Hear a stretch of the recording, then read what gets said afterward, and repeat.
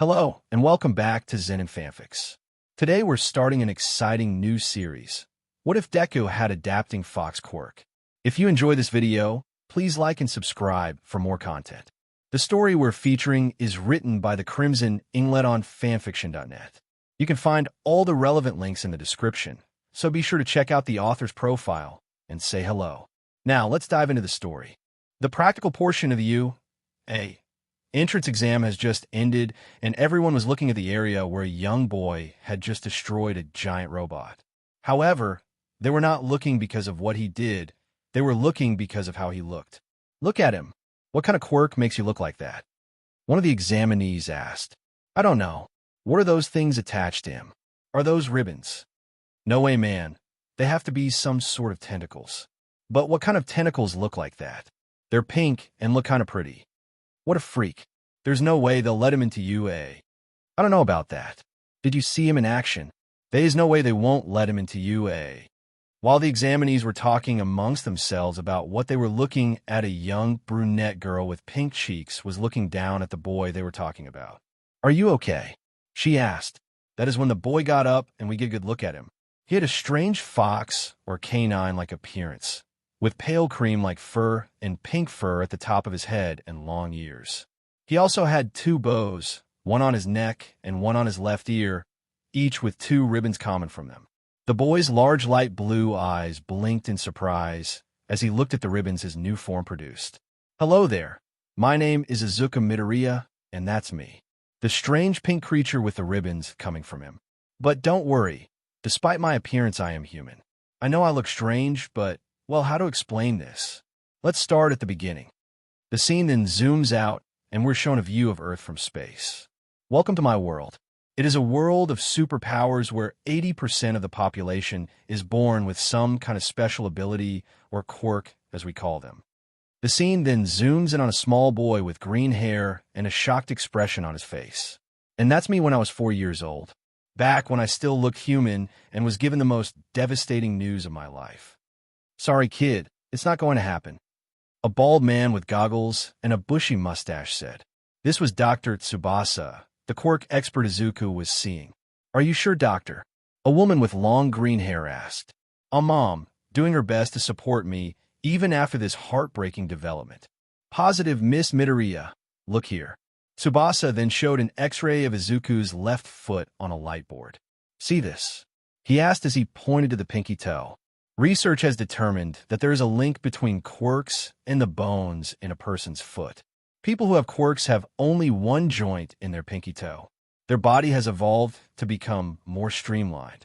Based on this x-ray, your son has two joints in his pinky toe, and based on the research, it's safe to say that he is part of the 20% of population who don't develop quirks. Izuku and his mother went home after that.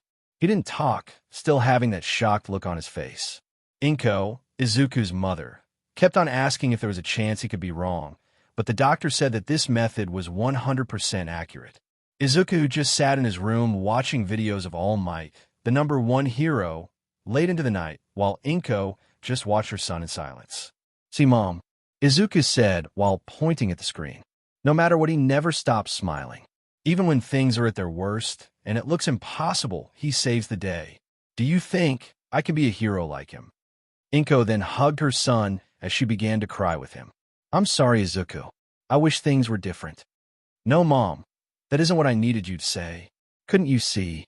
My world was crumbling. There was only one thing I wanted to hear. Unfortunately, things only got worse from that point on. Because I was quirkless, I was bullied by all the other kids who had quirks. Even by my best friend, Katsuki Bakugo, or as I call him, Kaken. He was born with an amazing quirk. He could make explosions in the palms of his hands. Because of this, he was strong, and I looked up to him because of this. But he didn't return the favor. In fact, he began to call me Deku, another way to say good for nothing or useless. Soon, all my former friends began to pick on me because I was quirkless. It had been a month since I was told I wouldn't receive a quirk, and this day, Kaken had been especially cruel. I looked up to the stars and wished that I would get a quirk. I knew that quirks don't come from wishes, but I was desperate, and as luck would have it, someone was listening. We then cut to large observatory deep in space where a tall blonde woman with pale white skin and a blue dress, was sitting in her chair watching the stars. This was Rosalina, star goddess of the cosmos and friend to Mario, Luigi, and Peach. She was watching the stars when she suddenly heard a child's voice. "I wish I had a quirk," the voice said. Rosalina got up, shocked at the desperation and sadness in the voice. She turned towards the direction and, with the help of her Loomis, gazed onto the planet the voice came from. She saw a small boy with green hair and cuts and bruises, as though he was in a fight. She then gazed into the boy's past and the past of the planet. A planet where 80% of its people were born with a special ability or quirk, but he was not. How tragic. But what was even more tragic was how the boy was treated because of his lack of a quirk. Still, even with his harsh treatment, the boy possessed a pure and gentle soul as well as a noble heart. Rosalina could not let the boy's wish go unanswered, but there was a problem. Despite being a goddess who has witnessed the ends and beginnings of many universes, she was not the only one. There were many other gods and goddesses out there like her friend Palutena, the goddess of light. And all gods and goddesses followed a simple rule: do not encroach upon another god's domain. This boy's planet lay outside of Rosalina's domain, but she could not let such a pure wish from a noble soul go unanswered. She would need help. Rosalina activated her observatory, and it took off to another section of the universe. It came to a stop above a planet filled with creatures that possessed many different abilities. This was the world of Pokemon. She then raised her wand, and a bright light began to shine above her. Soon another bright light shone nearby, and a large, equine-looking Pokemon with gray skin and a large gold ring around its midsection appeared. This was Arceus, the creator god of the Pokemon world. "Hello, Rosalina. It is good to see you again," Arceus said through telepathy. "Hello, Arceus. It is good to see you too. Why do you come to speak with me? Is another one of my children invited to the Smash Brothers tournament?" "Perhaps me," Arceus said, receiving a small chuckle from Rosalina. "No, Arceus, you know I don't make those decisions. It is made by a being higher than us." Of course. But why did you come to speak with me then?" "Because of this." Rosalina then raised her wand and activated a telepathic link with Arceus to show her what she saw. Arceus then closed its eyes in thought before answering Rosalina. "I see. Though I do sympathize with the boy, his world lies outside both our domains. We cannot help him without risking a multiversal war. But his wish reached me. I cannot let it go unanswered." Agreed. There were exceptions to the rule, such as when a god lets the wishes of their domain go unanswered or unattended. If a planet is neglected, then it is considered abandoned and free for any other god who is interested to take it. And while a single wish from a small boy going unanswered doesn't mean the planet is neglected, since it was strong enough to reach Rosalina, she could answer it instead. With that, Rosalina and Arceus discussed what to do and decided on a plan. Arceus then drew up some essence from his world, and Rosalina then forged it into a small spark. Rosalina gave the spark to one of her Loomis that shot off in max speed to Izuku's planet. With its extreme speed, the Luma reached the planet within minutes and found Izuku's apartment. It snuck in and found Izuku's room, where it found Izuku, who had cried himself to sleep. It then let the spark it was holding float into Izuku, and he began to glow and change. With its job done, the Luma quickly left and flew back to Rosalina. The morning came, and Inko was making breakfast. She was thinking of a way to cheer her son up. Since he found out he was quirkless, he has been coming home with bruises and cuts every day. She suspected bullying, but every time she asked, Izuku would just say that he was playing hero with his friends. She set the plates on the table and turned to her son's room. "Izuku, breakfast is ready," she called out. She waited for her son, but he didn't come out or answer back. "Izuku," she said with concern. When he didn't answer, she went to check on him.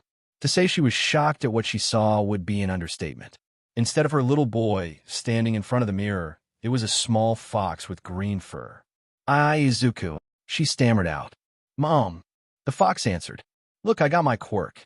Her shock then turned to happiness as she embraced her son. "Oh, my baby Izuku, I'm so happy for you." Back at the hospital, Dr. Tsubasa had received a call from the front saying that an Inko Midoriya had an emergency and her son needed to be seen right away.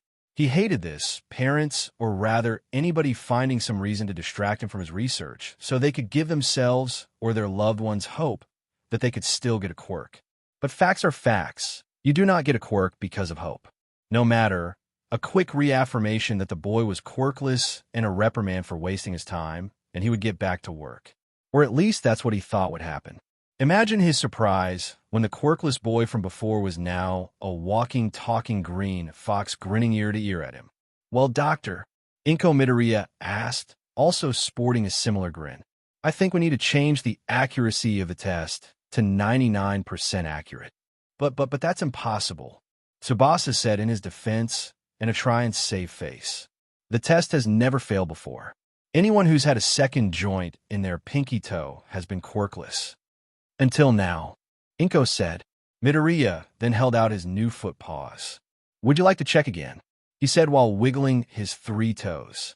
It felt weird having only 3 toes, but he got used to it rather quickly. "No need, kid. 1, you don't have a human's foot anymore. And 2, I still have your old x-rays if I need them. Besides, the proof is standing right in front of me. Congratulations," Tsubasa said with a smile. Izuku and Inko started to cheer for joy when the doctor interrupted them. "Now then, if you don't mind, I would like some samples." Inko turned to him in surprise. "Samples? Yes, not too much. Just some BLD samples, hair, saliva, and a toenail clipping and fingernail." "But why?" "Because your son is a first. In all my years of quirk research, anyone who's had 2 joints in their pinky toe has been quirkless until now," Tsubasa said as he gestured towards Izuku. "Your son is the first to develop a quirk despite that, and I believe he is the first in a new evolution of quirks." "You think so?" "Yes, I do. But I don't know I'll do it," Izuku yelled, shocking his mother. "Izuku, I want to help Mom. It's what heroes do." Tsubasa smiled while Inko was still concerned about this. But she didn't want to unintentionally crush her son's dream, so she stayed silent while the doctor took his samples. Afterwards, Tsubasa bid Inko and Izuku a farewell while saying he would contact them if he found anything odd. He also asked to be contacted if any other changes happened with Midoriya. The next day at Izuku's preschool, Midoriya was sitting down surrounded by his classmates as they admired his new look. The pain of being picked on didn't go away, but it felt nice to be admired for once. "Hey, what are you all huddling around for?" a child who just entered the classroom asked. Izuku looked towards the door and recognized the boy. He was one of Katsuki's followers. Sure enough, Katsuki was there with another boy on standing to his other side. Izuku was going to stay silent when one of the other students spoke up. "It's Midoriya Bakugo." His quirk finally came. Izuku slowly looked up to face his former best friend. "Hey, KK Kaken. Look, I finally got my quirk." Katsuki silently walked up to Midoriya. Midoriya had hoped that now that he had a quirk, the bullying would stop, and they could go back to being friends again. Unfortunately, that was not the case. "DMN you Deku," Katsuki growled. "Huh, what's wrong, Kaken? You were lying to me this whole time, weren't you? Did you enjoy it?" "What? Did you enjoy laughing at me, Deku?" "No, I didn't stop lying. I'm going to make you pay, Deku." Katsuki then charged towards Izuku with hand raised, ready to attack with an explosion. Izuku froze for a moment, but then he felt a surge of energy from within him, and, acting on instinct, he rushed forward at blinding speeds. Bakugo struck with his explosion, but only hit air. He and his followers looked around to find Midoriya behind them. "What the? He's fast." "Deku," Bakugo growled out, even more angry than before. "Kaken, stop. How can I hide my quirk? Look at me. There's no way I can hide this. Stop being so stupid, Kaken." Midoriya yelled out. Everyone just stood in silence at what just happened. Nobody had insulted Bakugo before. "Kaken, I didn't mean you're dead, Deku." Bakugo rushed forward with more explosions, but Midoriya evaded them by calling upon that same energy from before. "DMN it, Deku. Stop running, you coward." "Kaken, stop." Midoriya was then forced into a corner while Bakugo was grinning sinisterly. "What are you going to do now, you useless Deku?" Kakin, stop. Leave me alone. What was that? I don't speak, loser. I said, leave me alone. Midoriya shouted at Bakugo, and he began to glow. Bakugo was shocked at this, and 4 star-shaped lights formed around Midoriya. They shot towards Bakugo, but he managed to dodge them. You missed me, Deku. Bakugo taunted, but the star-shaped projectiles changed their trajectory and struck Bakugo in the back. Bakugo then fell to the floor. He began to get up while glaring at Midoriya. Kakin, you're dead, Deku. No one beats me. No one. Bakugo yelled as he charged at Midoriya, but then they were interrupted by a yell. Katsuki. Bakugo stopped in place, and both boys turned to see Midoriya's mother and another woman with the same hair color and angry expression as Bakugo. This was Mitsuki Bakugo, Katsuki Bakugo's mother. What the hell do you think you're doing? You know you're not supposed to use your quirk to attack the other children. Mitsuki yelled as pinched Katsuki's ear. Ow! Let me go, you old hag. Katsuki yelled back. Oh, I know you didn't just call me old. Inko and Izuku just stared at the scene in front of them, confused on what's going on. Mitsuki then looked at them, and Inko and Izuku froze in place. I'm sorry about that, Mitsuki said in a much calmer tone. My little Katsuki can be a handful at times. Now then, why were you attacking this boy Katsuki? It's all that Deku's fault. He lied about being quirkless. Mitsuki then looked at Izuku quizzically. This is Deku. The boy you said was quirkless. He doesn't look quirkless to me. Let me explain, Inko said, getting Mitsuki's attention. My son is a late bloomer. He didn't get his quirk until yesterday. Oh, I see. And I guess my brat has been using that as an excuse to bully him. Izuku, is that true? Inko asked her son. Well, Izuku didn't want to rat out Katsuki, but he also didn't want to lie to his mother. Yes. Katsuki, Mitsuki yelled. You're going to make this right. I want you to apologize to this boy right now. Mitsuki then released Katsuki and waited for him to apologize to Izuku. Well, she said. No, Katsuki replied. What was that? I'm not apologizing because Deku lied about being quirkless. Mitsuki then smacked Katsuki on his head. You little punk. Weren't you listening? He's a late bloomer. He didn't have a quirk until yesterday. She then turned to Inko. Let's make this right between our boys. Why don't you come by home tomorrow night for dinner? We could get everything sorted out there. Okay then. We'll see you then. Inko replied. All right, see you tomorrow night, Mitsuki said while dragging out Katsuki. Inko and Izuku were sitting at the dinner table along with Mitsuki, Katsuki, and Mitsuki's husband, Masaru Bakugo, eating the meal he made. So how is it? Mitsuki asked Inko. It's really good. It must have taken a long time to make it. Not sure myself. You would have to ask my husband. Mitsuki then gestured to her husband, who was rubbing the back of his head. It's nothing much, just to bird some spices and heat. Oh my, you must be quite the chef. Right, Izuku? Inko asked her son. Izuku nodded happily in agreement. That's when Mitsuki looked toward her son. Don't you have anything to say, Katsuki? Katsuki Bakugo just sat there in silence while glaring at Izuku. Mitsuki began to glare back at him for his attitude towards the little fox boy. That is when he spoke up. So how'd you do it? Katsuki asked Izuku. Do what, Kakin? How did you move so fast? I don't know. When you attacked me, I felt this energy from inside me, and my body moved on its own. And the star-shaped lights you shot at me. I don't know about that either. I was upset and scared, and can't you see you're making him upset, Katsuki? The boy just got his quirk yesterday. He's not going to know how he does most of the stuff he does. Mitsuki said to her son. Yeah, since we're on the subject, I'm assuming he inherited your husband's quirk then. Mitsuki asked Inko. Actually, my husband's quirk is fire breath. I honestly have no idea how Izuku wound up turning into a fox. Well, that's strange. Normally, children inherit either one of their parents' quirk or a mixture of the two. Like Katsuki's, his explosion quirk is a mix of my glycerin quirk and his father's acidic sweat quirk. It is a bit strange. The doctor believes that Izuku may be the first in a new evolution of quirks. What? Really? Mitsuki and Katsuki asked in unison. Yes. According to him, Izuku should have been quirkless, but the fact that he isn't has the doctor believing that his quirk may be different. Maybe that's why he's a late bloomer. Mitsuki said, while Katsuki was just sitting in silence. Mitsuki noticed her son's behavior and turned to him.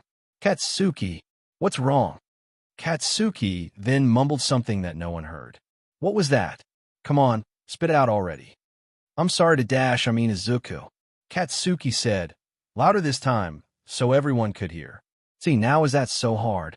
Mitsuki said while she patted her son's back. Izuku, do you want to say anything? Inko asked her son.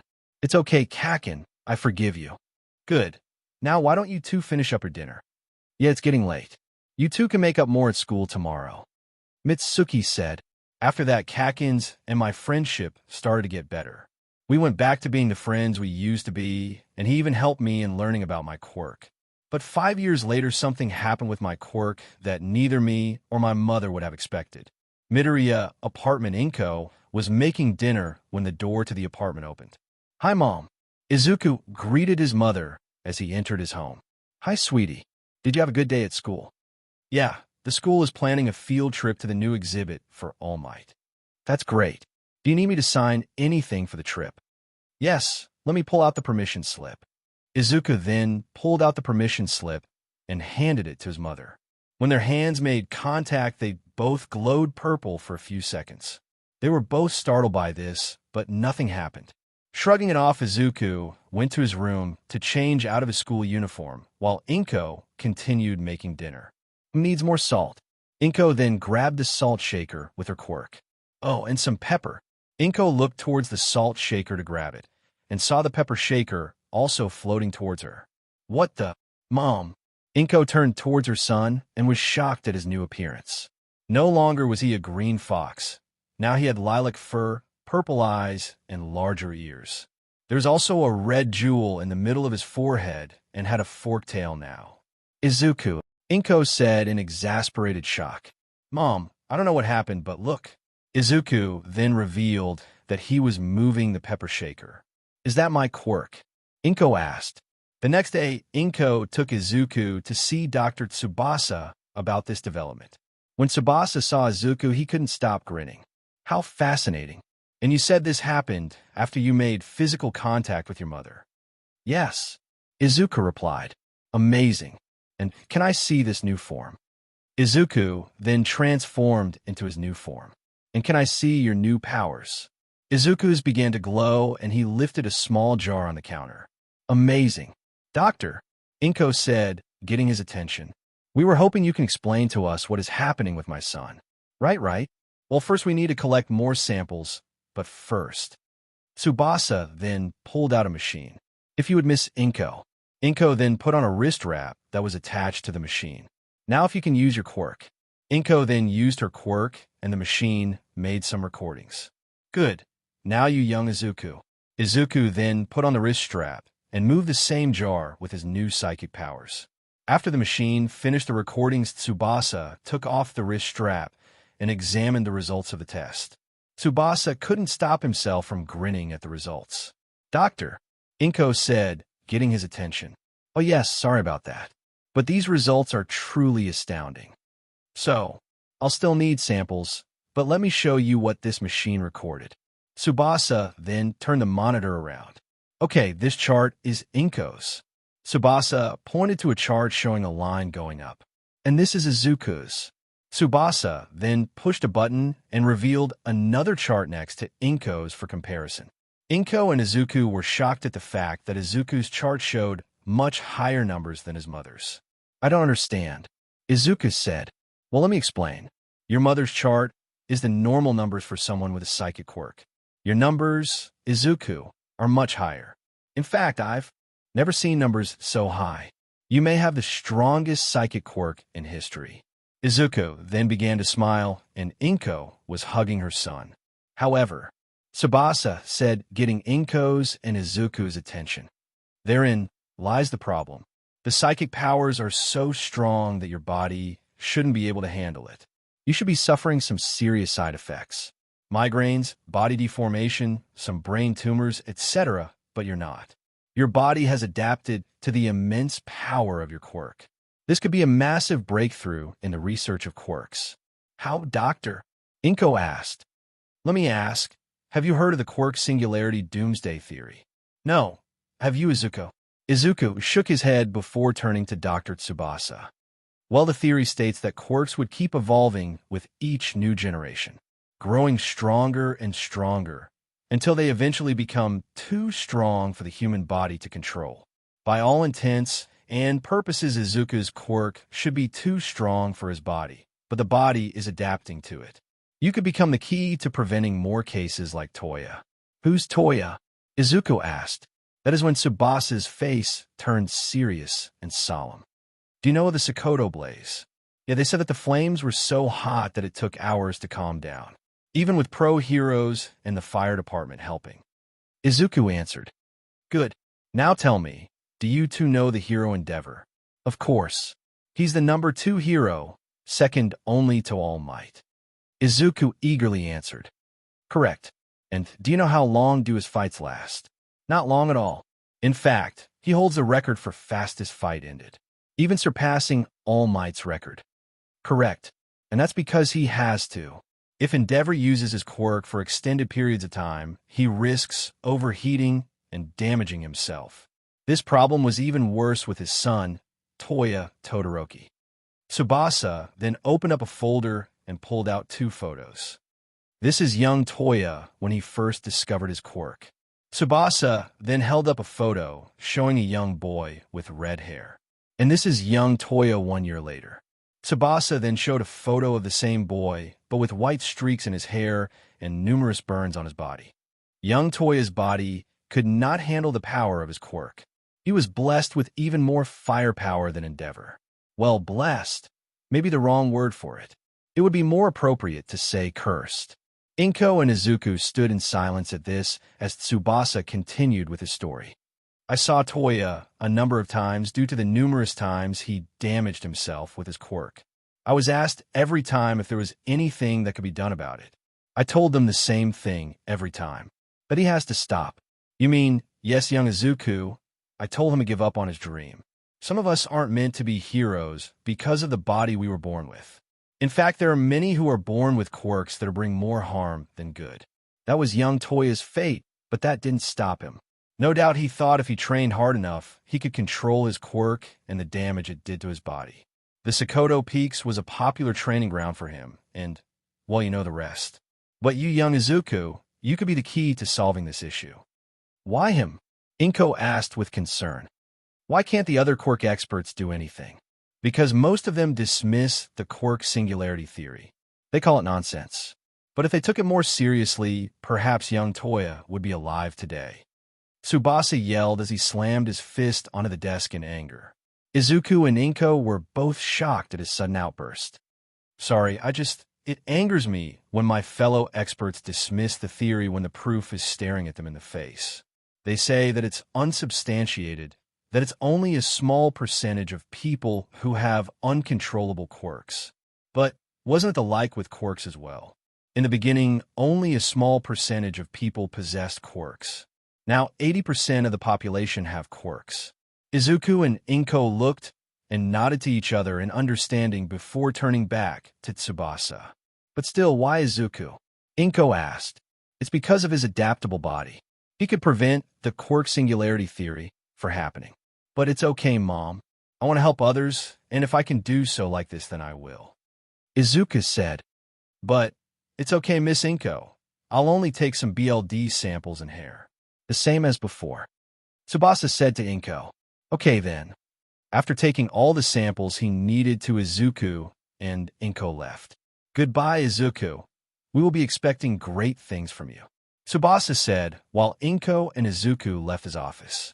He then went back to his work while grinning to himself. Oh yes, young Izuku. We will be expecting great things from you. The next day at Izuku's middle school, Izuku was leaving the school when Katsuki caught up to him. Hey Zeku, where are you going?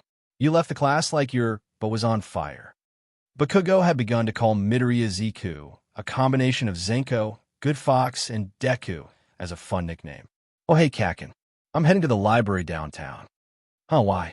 I'm going to look up on the history of foxes and kitsunes. Why? Did something happen with your quirk? Yeah, this. Izuku then turned into his new form. What the? When did this happen? 2 days ago. When I touched my mother's hand, I transformed and gained psychic powers like hers. Izuku then lifted his book bag with his mind. Is that why you were at the doctor's yesterday? Yeah, he said that my new power was so strong that it should be killing me, but my body is adapting to it. Ow! I never heard of a fox that can do that. Me neither. That's why I'm heading down to the local library. Want to come with? Sure. I got nothing better to do, and I'm curious on what's going on with your quirk. Izuku and Katsuki went to the local library and began to pick out all the books about foxes, fox mythology, and any other books pertaining to foxes and any special abilities they may have had throughout history. Is that everything, Kaken? Izuku asked while carrying all the books they picked up. Yeah. Now let's get to reading these already. Katsuki answered. As they were walking to the tables, Izuku bumped into a bookshelf, causing an old book at the top to fall onto his head. You should be careful, you nerd. Katsuki teased as he helped Izuku up. Yeah, I should. Oh, what book is this? Izuku opened it and skimmed through a few pages when his eyes lit up. Kaken, this book, it is all the answers we need. Katsuki was confused and about to ask when. Shoo, the librarian hushed them up. She then looked at the pile of books on the ground and at the boys. We'll pick them up, Izuku replied. After he and Katsuki put the books away, they went to a table to read the book Izuku found. When they did, some of the other people there looked towards Midoriya and scowled. Who let the mud in? One of them said. Midoriya heard them and tried to ignore it, but Bakugo noticed this and turned towards the perpetrator. Hey, you got something against heteromorph-type quirks. He yelled at the person. The librarian came back and shushed him. Bakugo scoffed and turned back to Midoriya. Okay, Zeku, what do you mean this book has the answers? Look, Midoriya then pointed to a picture in the book. It was hand-drawn, but it resembled Izuku's current form, albeit with brown fur instead of green. Yes, so, lots of foxes look alike. Well, look at this. Izuku then flipped the page, and what Katsuki saw left him speechless. The picture resembled a four-legged fox that was an exact duplicate of Izuku's new form. The lilac fur, the red jewel, even a forked tail. Espion, Izuku said. It also states that the Espion species also had psychic powers. Satisfied with their find, Izuku and Katsuki went to the front desk to ask about the book. But the librarian was confused about the book and said that she never saw it before. What do you mean you've never seen this book? Katsuki yelled. I mean what I said, you rude brat. And keep your voice down. The librarian retorted. I've never seen that book before. Maybe you missed it, Izuku suggested. The librarian then glared at Izuku. I doubt a fleabag. I take great pride in keeping my library in order. There's no book in here that I do not keep track of. Except for this one. Katsuki quipped, getting a glare from the librarian. Anyways, I've never seen that book before, and it doesn't have any kind of labeling of this library. It must have been left behind by someone else. If it'll make you leave faster, you're free to take it if you like. Thank you, Izuku said. Just leave already. I don't want your kind here. Izuku was hurt by that comment when Katsuki spoke up. Hey, you know it's against the law to discriminate against heteromorph-type quirks, right? What's to stop us from reporting your actions? Go ahead, brat, the librarian said with a smirk. Katsuki was about to say something when Izuku spoke up. Let's just go, Kaken. We got what we needed. With that, they left. While Izuku was hurt by the librarian's actions, he cheered up knowing he got the information he needed. Stupid beach. You shouldn't take CRP from extras that still discriminate against heteromorph Zeku. It's all right, Kaken. Besides, I still got the book I needed, Izuku said with a smile. Bakugo, however, just stared at it in silence. Is something wrong, Kaken? Hey, Zeku. How'd you get your quirk again? Huh. I just woke up like this one day. But did you do anything else? Izuku pondered about this for a minute before answering. Well, I made a wish to the stars. But besides that, nothing else. And the doctor said you should have been quirkless, right? Why, yeah. Izuku was worried Katsuki would start bullying him again. Isn't it a bit too coincidental that your quirk starts to act weird, and we conveniently find a book with the exact information we need? One that not even the librarian knew about. Luckily, Katsuki was more concerned over the coincidence of the situation. He didn't seem to care that Izuku was quirkless, but he did bring up a good point. Both of them then had the feeling of being watched and began to look around, but found nothing. Just watch your back, Zeku, Katsuki said before he and Izuku left. Up on a nearby rooftop, someone was watching them. Good, they found the book. Now to return to Mama, the Luma said as it shot off into space. Midoriya, apartment Izuku, was in his room reading the book and learning about the abilities all these foxes possessed when his phone rang. Hello. Hey, Izuku. Kakin. What's up? Just checking to see if that book had all the answers you were looking for. Yes, it did. In fact, according to this book, my quirk should be capable of doing more transformations. Well, that's good, by the way. Did you get your permission slip signed yet? The due date is tomorrow. CRP. I forgot. You're hopeless, you nerd. Right. Thanks for reminding me. Yeah. See you tomorrow, Zeku. Katsuki then hung up, and Izuku went to get his mom to sign his permission slip. We cut to 5 years later, and Izuku and Katsuki are sitting in class waiting for it to end. The teacher then spoke up. All right, class, let's begin the career aptitude test for your futures. The teacher said before grinning and throwing the papers in the air. But I don't think we'll need them because it's obvious you all want to be heroes. The students shouted while demonstrating their various quirks. Right, and I'm sure you all will make it into the various hero schools in Japan. The teacher said, yeah, and then become sidekicks or D-rank heroes if you're lucky. Katsuki Bakugo said, getting everyone's attention. But not me, I'm aiming for the top. I'm getting into UA high. Everyone was silenced at Bakugo's declaration. UA. Doesn't that school have a test with a 0.2% pass rate? One of the students asked. Yeah, it does. And Bakugo is going to take it. That's right, you extras. And I'm going to pass with flying colors. I'm going to be the next #1 hero. Bakugo said with a confident grin. I see. And what about you, Midoriya? Didn't you also apply for UA? The teacher asked. Midoriya, however, was fully engrossed by whatever he was doing in his notebook. Midoriya, hey Zeku, you nerd, the teacher's talking to you. Katsuki yelled while kicking Izuku's desk to get his attention. Huh, what? The teacher asked you a question, Zeku. Oh, yes, sir. I asked if you also applied for you. Oh, yes, I did. Whoa, Midoriya also applied. One of the students asked aloud. Well, he's also strong. I've seen him and Bakugo spar. I think we all have. If anyone can make it in, it would be those two.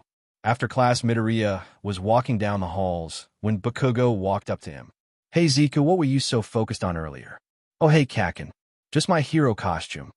You mean the one you? Hey, mix once we pass. Yeah, as you know, we're giving a budget, and since I asked for fibers that can change with me, since my quirk gives me multiple forms, it already ate up a good chunk of my costume budget. Really? Yeah. Turns are making shape-shifting fibers is really expensive. So now I'm redesigning my outfit to include what I absolutely need. That's rough, but look at All Might. He's the strongest hero around, and he doesn't need any support gear. You're right, Kakin. I'll just have to be like him and be the next #1 hero with little to no support gear. You think you're going to be the next #1, Zeku? Yeah, unless you think you can beat me. Is that a challenge, Zeku? Midoriya and Bakugo stared at each other for a bit before a grin grew on both their faces. You better bring 100%, Zeku. I won't accept anything less. You too, Kakin. Let's both give it our all. Anyways, I'm heading to the arcade. You want to join? Sure, I'll catch up. My package arrived, and I had to pick it up. All right, Zeku, don't be late. Izuku went to the post office to pick up his package and was going through an underpass while going over the applications for his quirk thanks to his various sparring sessions with Bakugo. He was now able to continuous bursts of speed and was able to combine them with his star attack. The stars didn't do much damage, but they could be used in conjunction with his speed to set up opponent for a devasting blow. And his psychic form even had some new tricks. Izuku could lift objects between 300 and 400 pounds. He could also crush or pull those objects apart if he wanted to as long as he was focused. He also discovered that he could charge 4 spheres of destructive psychic energy that can be launched wherever Izuku wants. He also has a more technical attack he calls Future Sight, where whoever or whatever Izuku uses it on is attacked with a blast of psychic energy at a later time. The timing depends on when Izuku wants it to detonate and can be quite useful for a surprise attack. As Izuku was walking along, he felt a sudden chill down his spine. He quickly changed into his psychic form and jumped forward, avoiding an attack from a slime villain. "How the heck did you dodge that?" the villain asked. Thanks to years of sparring with Bakugo, Izuku's combat awareness was greatly increased. "Look, kid, it's best not to fight this. Just let me hide inside of you," the slime villain said while approaching Izuku. "It'll only be 30 seconds of pain, and then you'll feel nothing. I promise." "Wow, what a tempting offer," Izuku sarcastically said. But no. Izuku's eyes glowed as the slime villain was enveloped in a psychic field, and Izuku began to compress the villain. "What the hell? Let me go, you brat." The villain began to struggle, making it harder for Izuku to keep his grip on the villain. "I said let go." The villain then put all his strength into struggling out of Izuku's grasp. After a few moments, the villain was successful in breaking Izuku's psychic grip, and Izuku fell to his knees in pain. "Now I'll make sure this hurts as much as it can, you brat." The villain was getting closer when, "Have no fear, young man," someone with a large figure said at one end of the tunnel. "And do you know why? Because I am here," the figure said as it stepped forwards into view, revealing that it was All Might, the #1 hero. "All Might!" the villain yelled in fear. All Might then pulled his fist back. Texas smash. All Might then punched with so much force that the wind pressure was blowing the villain apart. "Wind pressure," the villain said to himself as he was blown apart. Izuku stood in awe at this display. Not only was it powerful, but it was controlled. While the wind pressure blew the slime villain apart, Izuku was only hit with a mild breeze. The slime also blew around him, not on him. Such power and control. But what else could be expected from the #1 hero?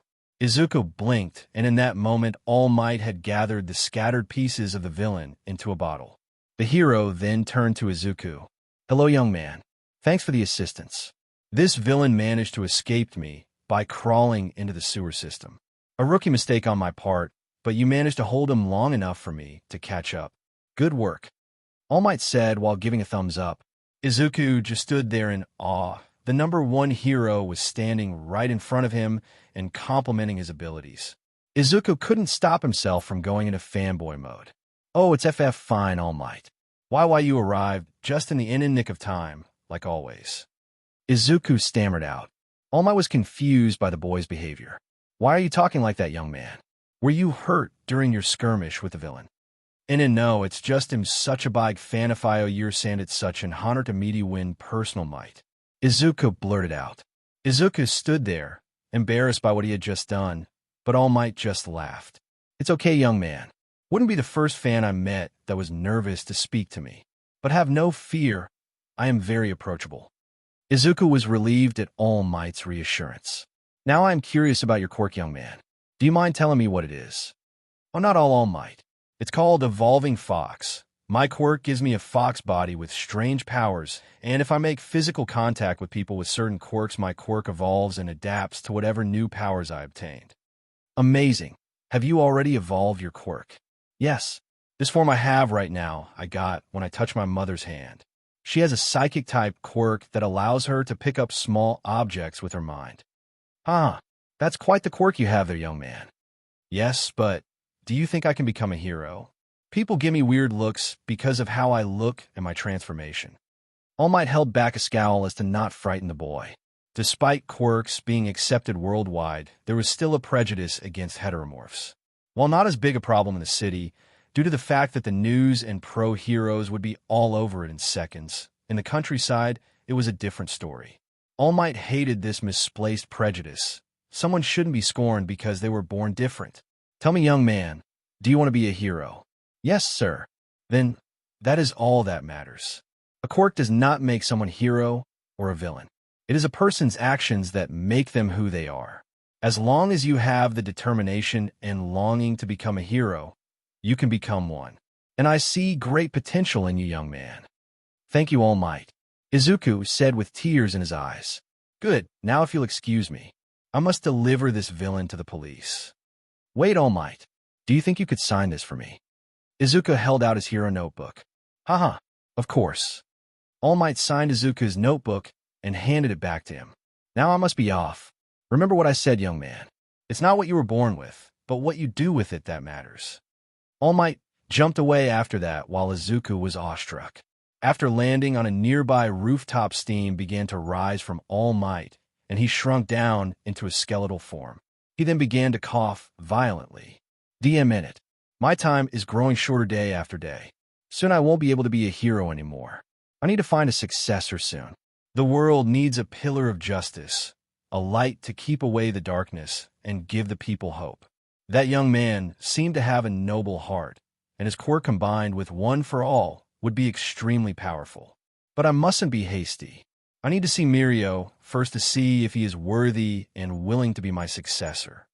All Might then reached for his pocket to check on the villain, but realized it was missing. What? How? All Might searched the pocket and found a hole that the bottle must have fallen through. DM in it.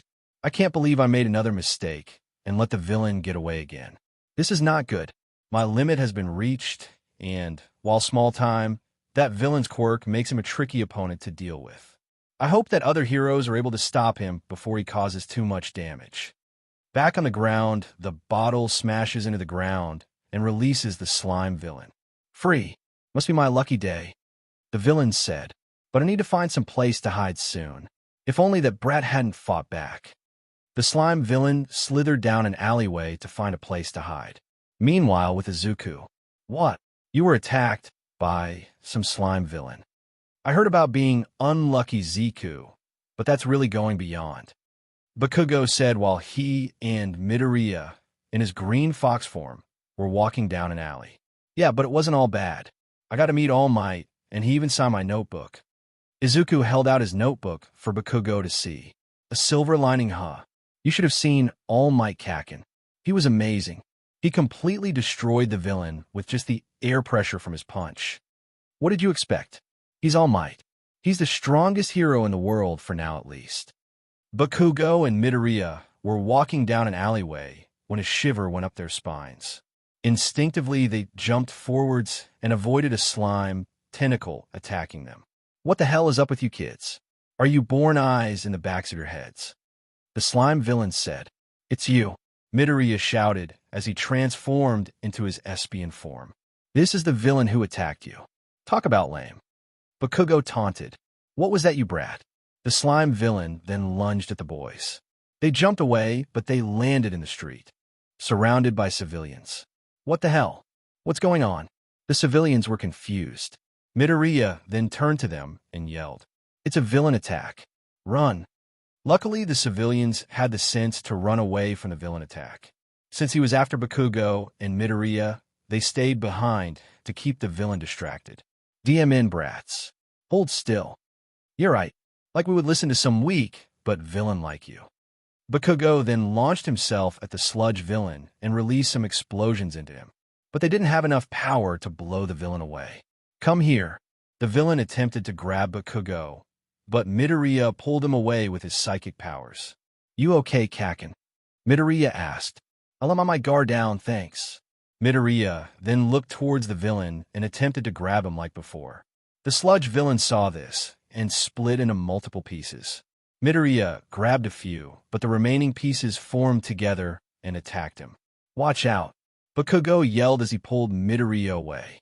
Nice try, kid. But now that I know about your powers, you catch me again. The slime villain said as he pulled the rest of his body together. DM in it. Bakugo growled. Kaken. Midoriya called out while staring at the villain. We need to run now. Bakugo and Midoriya then fled, but the slime villain was in hot pursuit. Don't think you can get away. If you got a plan, Zeku now would be a good time to use it, Bakugo said as he turned to Midoriya. He then noticed that Midoriya was taking exasperated breaths and looked exhausted. What the hell? Why are you tired?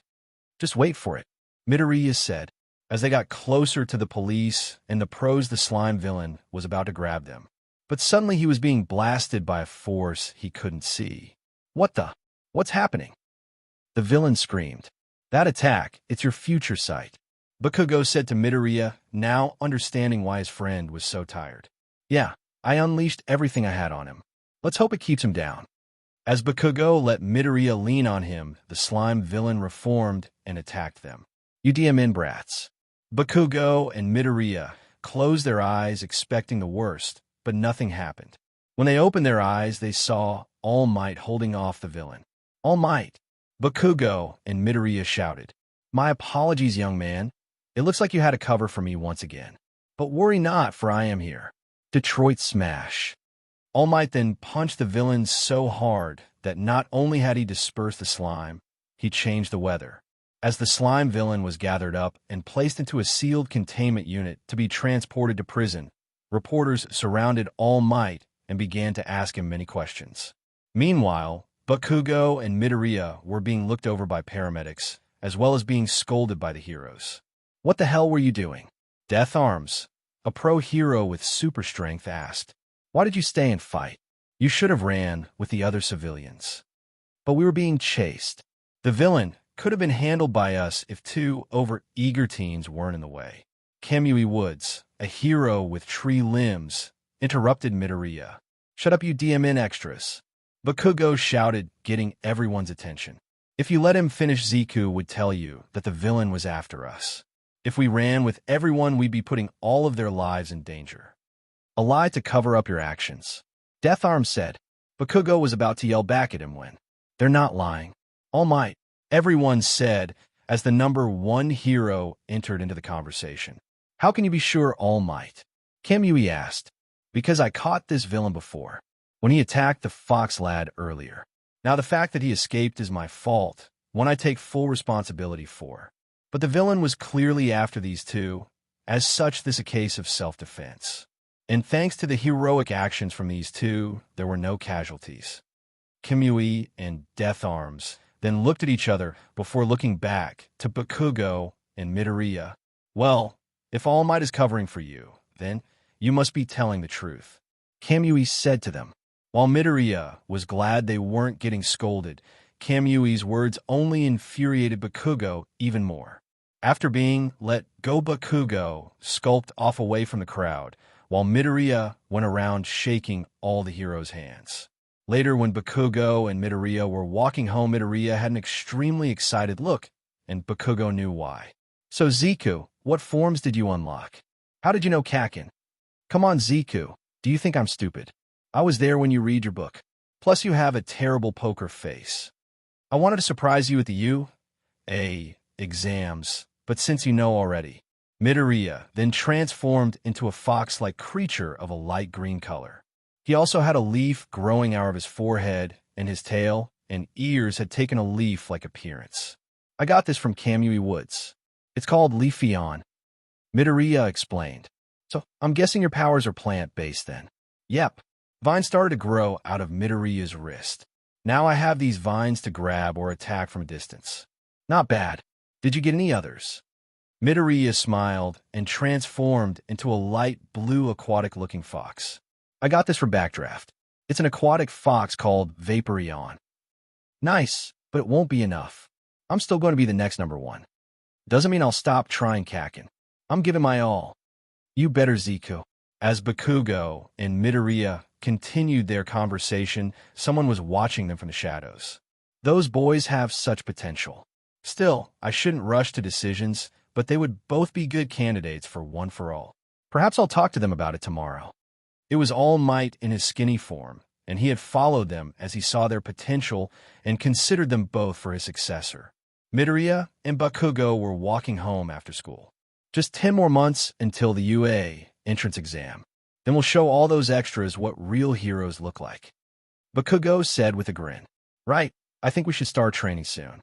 I still need to learn about my new forms. Midoriya said, while he was writing something down in his journal. As Bakugo and Midoriya were chatting and walking, All Might suddenly appears in front of them. I am here. All Might. Bakugo and Midoriya were shocked that the number one hero was in front of them. Yes, it is I, All Might. Here to ask you two an important question. Really? Midoriya asked in awe. Yes, but how about I ask over lunch? My treat. Bakugo and Midoriya couldn't pass up a chance to have lunch with the number one hero. After they sat in a restaurant, All Might chose and ordered. Bakugo turned to All Might. So, what did you want to ask us, All Might? Bakugo asked. Let's start with a question with an obvious answer. Do you too want to be heroes? Of course. Midoriya excitedly answered. It's the whole reason we're going to UA. Bakugo answered. Good. And I'm sure you'll both make great heroes once you graduate. Now, hypothetically, of course, let's say someone were offered the chance to become the number one hero right now. They just had the means to do it, and all you had to do is say yes. Would you take that offer? No. Bakugo answered without hesitation, which surprised All Might. I wouldn't want any cheats or shortcuts to the top. I want to make it there with my own power to prove that I am the strongest. Me too. So no, I wouldn't take the offer either. Midoriya answered. Good answer, you too. The reason I ask is because my former sidekick has a plan I'm not so sure of. You mean Sir Night-Eye or David Shield? Midoriya asked. Night-Eye, you really know your stuff, young man. Oh well, I'm a big fan is all. Midoriya was rubbing the back of his head, while Bakugo was snickering a bit. All Might couldn't help but appreciate the dynamic of the two. They really balanced each other out. Nothing to be ashamed of, young man. In fact, you should put that analytic mind to work at you. I'm sure it'll get you far. Now, Sir Night-Eye has a protege, someone who would be my replacement. Replacement, Midoriya and Bakugo said in unison. Don't worry, not anytime soon. But I will grow old and eventually have to retire. Even the strongest hero can't defeat time, and Night-Eye would like to have someone ready to take my place when it happens. So he wants me to give the young hero a kickstart, something like an endorsement. But I'm afraid if I do, all the people will see is that I approve of him. They won't see him for his power or achievements. I see, Midoriya said as he began to wonder who this young hero is. I know Night-Eye was supposed to be the brains of your operation back when you two were working together, but it's really dumb that he didn't consider how this would affect the public's view of this protege. Bakugo said, True, Night-Eye may be a brilliant tactician, but he can often forget about how people will react emotionally to his suggestions. It's one of the reasons we don't work together anymore. Your answers have reaffirmed my thoughts on how his protege will act, but enough of that. Our food is here. The waitress came out with their orders, and they all enjoyed the meal. Later that night, in Night-Eye's agency All Might, now in a skinny form, Night-Eye and Mirio Tagata, a third year from you, and Night-Eye's protege, were sitting in Night-Eye's office. All Might has just explained his power, and it's passed to Mirio. Wow, that's quite the story. Mirio said as he was left speechless at learning All Might's secret. Now that you know of All Might's condition and our urgency to find a successor for One for All, do you accept? Night-Eye asked. I'm sorry, sir, but I refuse. Why? I figured. It's because of your power and the effort you put into mastering it, right? All Might asked. Right, All Might. I put so much work in mastering permeation, and if I accepted One for All, I would have to MSTR that to setting my progress back to 0. Mirio explained. I admit it would be challenging, but please reconsider, Mirio. Night-Eye pleaded.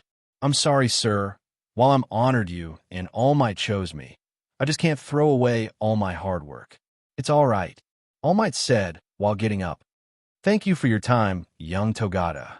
Oh, and remember this stays between us, okay? Right? Mum's the word. Mirio replied as he left the office. After he left Night-Eye, and All Might sat down to discuss what had happened and what they were going to do next. How did you know? Night-Eye asked. I talked to some promising fledgling heroes who will be joining UA. I asked them what they would do, and they gave similar answers. All Might, did you tell them about Dash? Don't worry, Night-Eye. I phrased in a way that looked like you wanted me to introduce Mirio as my replacement. They know nothing about One for All. Good. We can't have this secret getting out. Now what to do about finding a successor? Don't worry, Night-Eye. I already have a plan. 1 week later, Midoriya and Bakugo were walking to a training spot Midoriya had found. So where is this spot, Zeku? Bakugo asked. It's Takoba Beach. Midoriya responded. Tacoba Beach. Why are we headed there? Well, I've been doing some research, and we will be allowed to use our quirks there. Okay, and the catch? Well, you'll see when we get there. After a half hour of walking, they finally arrived at the beach, or rather the dump the beach had become. What the hell? Bakugo was confused and shocked at what he saw. I thought this was a beach, Zeku. It looks like a dump. Yeah, due to the currents around here and trash anyone throws into the waters nearby ends up washing up on the beach here.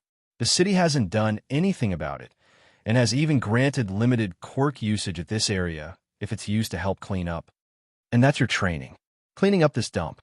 Yeah, we could come here after school for the next 10 months to practice new moves with our quirks or even just the basics. Plus, some of the garbage here is large enough to practice bigger, finishing moves. While Bakugo didn't like the idea of cleaning up someone else's mess, Midoriya did make a good point. As long as it was used against the garbage, they were free to let loose with their quirks as long as they didn't cause any damage to the surrounding areas. All right, Zeku. I don't like it, but you make a good point. Before Midoriya could respond, he and Bakugo could hear the sound of someone dragging something heavy. What's that? Bakugo asked. It's coming from a beach. I think someone may have had the same idea. Midoriya answered. They both went down to where they heard the sound and saw a blonde girl. She appeared to be in high school already, and she was in a tracksuit and dragging a large fridge across the beach. And someone was there coaching her. It was All Might. Midoriya and Bakugo said, startling both the girl and All Might. Oh, it's you too. What a coincidence. All Might said with a chuckle. Yeah, who's this, by the way? Midoriya asked as he and Bakugo walked towards All Might and the young girl. The young girl then stepped up to introduce herself. Hello there. I'm Melissa Shield, and I'm here to train for the UA entrance exam. She said. Shield, would you be related to David Shield? Midoriya asked. Yep, he's my papa. That's why Uncle Might offered to help me train for the UA entrance exam. Whoa, so cool. Midoriya was in awe of this. Quick question. Are you in high school already? Bakugo asked, interrupting the moment.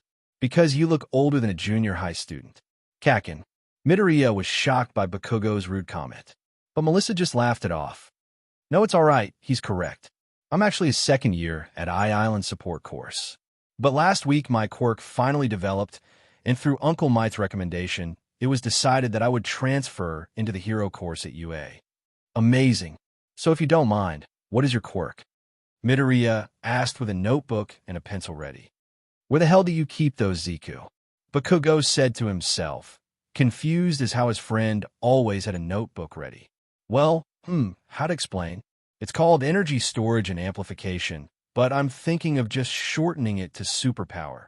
You see, since I developed my quirk at the age of 5, my body has been storing energy inside of me, and I can use it to supercharge any part of my body. But I couldn't use it until recently, and I grew up thinking I was quirkless. Melissa explained. I see. That must have been tough. Midoriya said in an understanding tone. He remembered, as short as it was, the week he was bullied because he didn't get a quirk. Yeah, but I had good friends and even Uncle Might's support to get through it. Melissa said, gesturing to All Might, who gave his trademark smile back. But a week and a half ago, when I was trying to swat away an annoying fly in the lab, my quirk activated. And I wound up destroying half the lab. And my arm. Whoa, wait, your arm. Yeah, since I grew up thinking I was quirkless, I never trained my body. So, when my quirk activated, my body couldn't handle it. And that's when I stepped in, All Might said, inserting himself into the conversation. After hearing about Melissa's quirk from my good friend, I couldn't help but notice the similarities between hers and mine, and I volunteered to help her control her quirk. And how exactly will you do that? Bakugo asked. With this, All Might then pulled out his own notebook. The All-American Training Program. With this, she should be able to build up enough bulk for her quirk and be ready to take the UA entrance exam.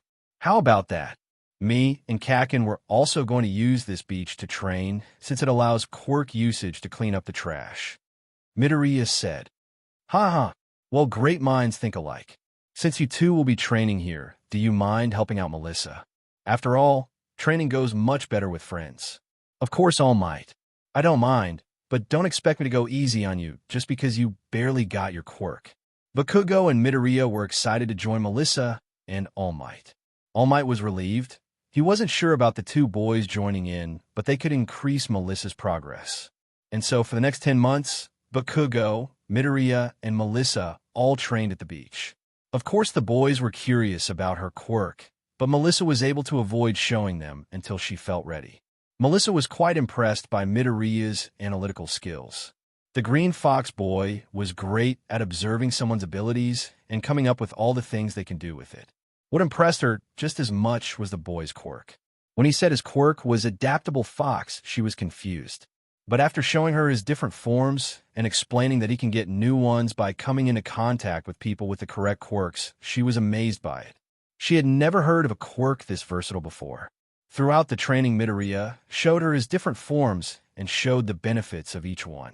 His water form would look like it was melting into the water, and he would become completely invisible while submerged. His grass form was able to turn his leaf tail and ears into hardened blades stronger than steel, and he could use photosynthesis to sustain and heal himself. And finally, his psychic form that had immense telekinetic powers. On the other hand, what Bakugo lacked in analytical skills, he made up in sheer combat prowess. Bakugo's quirk was Explosion, and while not as versatile as Midoriya's, it was powerful. Throughout the months of training, anytime she was with Bakugo, he was blunt about her progress to the point of being rude, but he was honest. He also acknowledged any time she did good in her training and offered the occasional tip here and there. But what really made him stand out to her was his attitude. A never-back-down spirit that was ready to take on the world and become the next number one through his skill and power alone. The two were total opposites in personality, but they complemented each other and helped each other's shortcomings. Bakugo seemed to learn when to hold back on his comments, and Midoriya gained confidence in himself. And finally, the one thing that really helped Melissa was their drive. Both boys had the same indomitable spirit to reach their goals, and that rubbed off on Melissa and pushed her to go beyond. The 10 months were nearly done, and Melissa was meeting All Might at the beach at night. All Might was in his skinny form when he addressed his successor. "I'm really proud of you, Melissa, and so is your father. You've come a long way, and I believe you are ready to inherit my power. Thank you, Uncle Might, and don't worry. I'll make sure that One for All continues to be a light to drive away the darkness and bring hope. Thank you, now eat this." All Might then held out a piece of his hair. "What?" Melissa responded in confusion.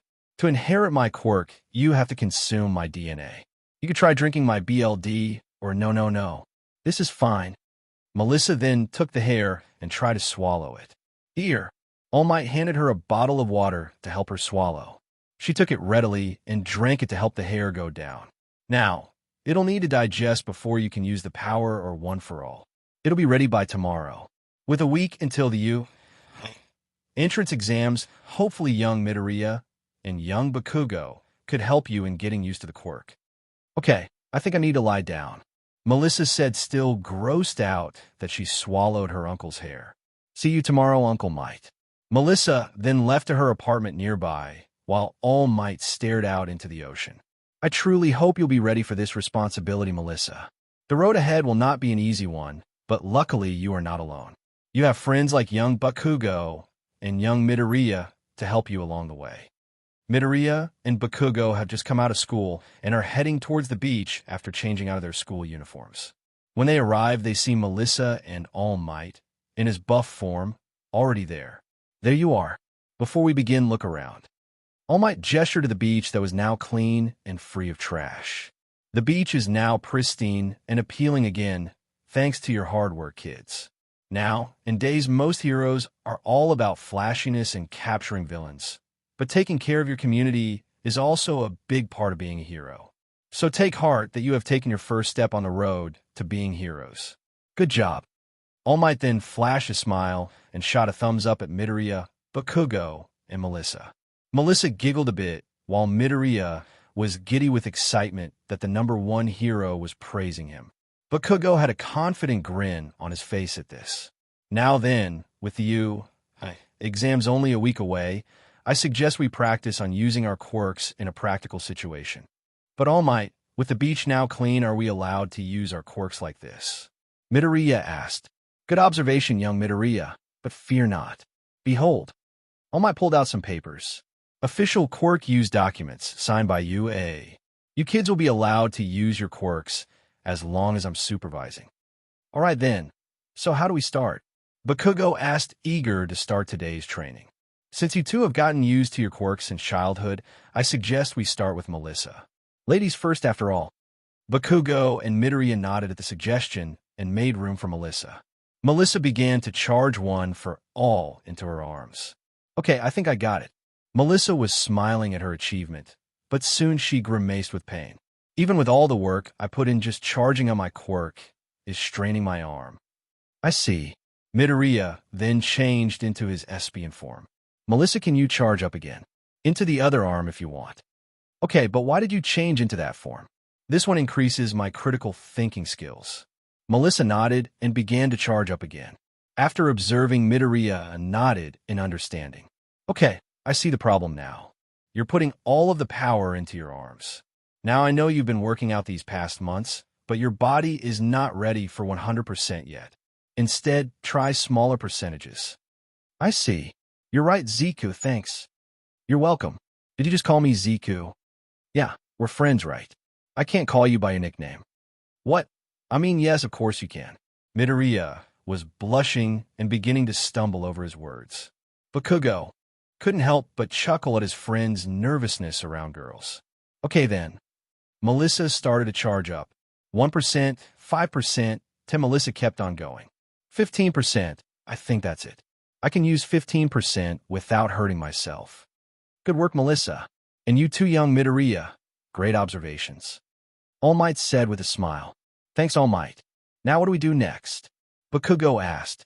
They all thought about it, until Midoriya had an idea. I got it. Midoriya shouted. Melissa, use your quirk to try and catch me in Kakken. What? That's your idea, Zeku. A game of tag? Bakugo asked. Yeah, this would help Melissa get used to using her quirk before we start combat exercises. Not a bad idea. All right, let's get ready. At All Might's instruction, everyone got into position. Melissa began to charge up, and Bakugo and Midoriya, now in his EV form, got ready. Begin. Melissa shot towards Bakugo and Midoriya, but they were both quite agile and used to their quirks. They easily evaded her attempt to catch them. Melissa turned around and started to charge up again. But even with her increased speed, it was easy to predict her movements and evade her. Stop! Bakugo yelled. I already found another problem with you, Shield. You charge up your quirk to chase us, right? Yeah. She answered back. And what do you do after that? Well, I try to grab you, and if I miss, I start charging again. And that's the problem. You shouldn't have to start charging your quirk again. It should just be on. Your quirk is an extension of yourself. Using it should be as second nature as using your ears to hear or using your nose to smell. So charge up and don't turn it off until we're done. And work on that charge time as well. A villain won't wait for you to be ready. Thanks, Kakken. Yeah, whatever. Bakugo turned away while he was starting to blush. Great advice, young Bakugo. Now get ready. Everyone got in a place. Go. The training continued like this for the rest of the day and 3 more days. Melissa was getting better at using her quirk, but she could not catch Bakugo or Midoriya. Still, she was making progress, getting faster and becoming more flexible with her movements. With 3 days remaining, All Might thought it best to focus on sparring so Melissa could get used to combat. While Melissa was making great progress with her training, Bakugo and Midoriya also made great strides. Midoriya was shortening the time and energy it takes to SWCH between his forms, making him much more versatile in combat and rescue situations. Bakugo was learning on how to deal with attacks you can't see coming, and also learned to charge his explosions in his palm to make it much more devastating. The support gear he had in mind would take care of that, but knowing how to do it on his own made it, so he wasn't relying on his gear. Entrance exam location the time had finally come. 10 months of intense training for this moment. Bakugo, Midoriya, and Melissa all stood in front of exam location, brimming with excitement. Here it is. This is where we start our path to becoming heroes. Midoriya said, yeah, let's show these extras what real heroes look like. Bakugo responded back. As the three were walking towards the entrance, Midoriya was writing in his notebook. Hey, Zeku, watch where you're going. You're going to trip over your own feet. Bakugo warned Midoriya. Despite Bakugo's warnings, Midoriya, still writing in his notebook and not paying attention, did in fact trip over his own feet. As he was nearing the ground, Midoriya started to float and hover in place. What the hell? Melissa and Bakugo were both confused by what was happening as Midoriya was still in his EV form, so he could not be floating with his own power. Sorry about that. They turned to see a brown-haired girl with a round face and pink cheeks behind them. I probably should have asked if you wanted to be saved. The girl said. No, it's okay. Thanks for the help. Midoriya replied as he got up. No problem. So you three nervous too? Yeah. A little. No way. Midoriya, Melissa, and Bakugo all gave their responses. The girl was confused by the three responses, but just smiled afterwards. Well, come on. Let's go. The girl walked up the steps with Midoriya and Melissa in pursuit. Bakugo followed as well, but also rolled his eyes at the carefree nature of the girl. The first part was the written portion of the exam. Luckily, Bakugo, Midoriya, and Melissa had studied while they were training. Finally came the practical portion of the exam. As all the students sat in their seats, one of the teachers from walked up to the podium in the center. This was Present Mike, a hero with powerful voice quirk. All right, examinees. Are you ready for the practical? He shouted to the examinees, but no one answered back. I said, are you ready? Again, silence. Tough crowd. Anyways, for this part of the exam, we're going to separate you all into 4 groups and bus you out to test cities. He then pushed a button, and a screen behind him showed a picture of the cities, as well as the silhouettes of 3 robots. Inside these cities are robot targets that you have to destroy. They have different point values based on how dangerous they are. You should be able to see the point values on the information pamphlets we gave you. Excuse me. A student with blue hair and glasses raised his hand to get the teacher's attention. Why are there only 3 robots on the screen when there are 4 on our papers? If this is an error, it is unacceptable from such a prestigious school as UA. And you, the Green Fox, you have been muttering this whole time. Stop it, it's distracting. If you can't take this test seriously, then leave. Midoriya was startled at being singled out, but after looking towards Bakugo and receiving a nod, he took a deep breath and looked straight back at the rude boy. Look, my muttering is me analyzing the test and coming up with different strategies to pass it, and it doesn't seem to bothering anyone else except you. Also, if you didn't interrupt Present Mike, he would have explained the 4th robot already. If you don't have the patience for the teacher's instruction, then maybe you should leave instead. The blue-haired boy was taken aback by Midoriya's words while Bakugo was snickering. He was about to say something back when Present Mike spoke up. Now, examinees, save the fighting for the robots.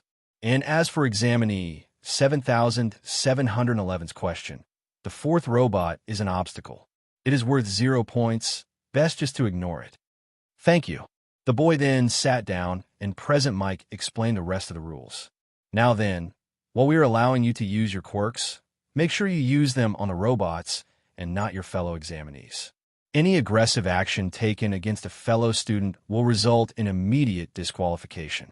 After all, this is a school for heroes, not villains. Now say it with me, kids. Go beyond plus ultra. Now that's more like it. With that, everyone changed into different clothes for the practical exam and were put into buses headed to their designated testing sites. When they arrived, Midoriya noticed that Bakugo was not around. He must be at a different site. Zeku. Midoriya turned to see Melissa. Oh, hey, Melissa. Looks like we got the same testing city. Yep. I know I've been training these past months, but I'm still nervous. Yeah, but we can't let that stop us. We have to go beyond our fears. Yep, plus ultra right. While they were chatting, Midoriya noticed the brown-haired girl from before. Hey, look, it's that girl from the entrance. Oh yeah, the one that saved you.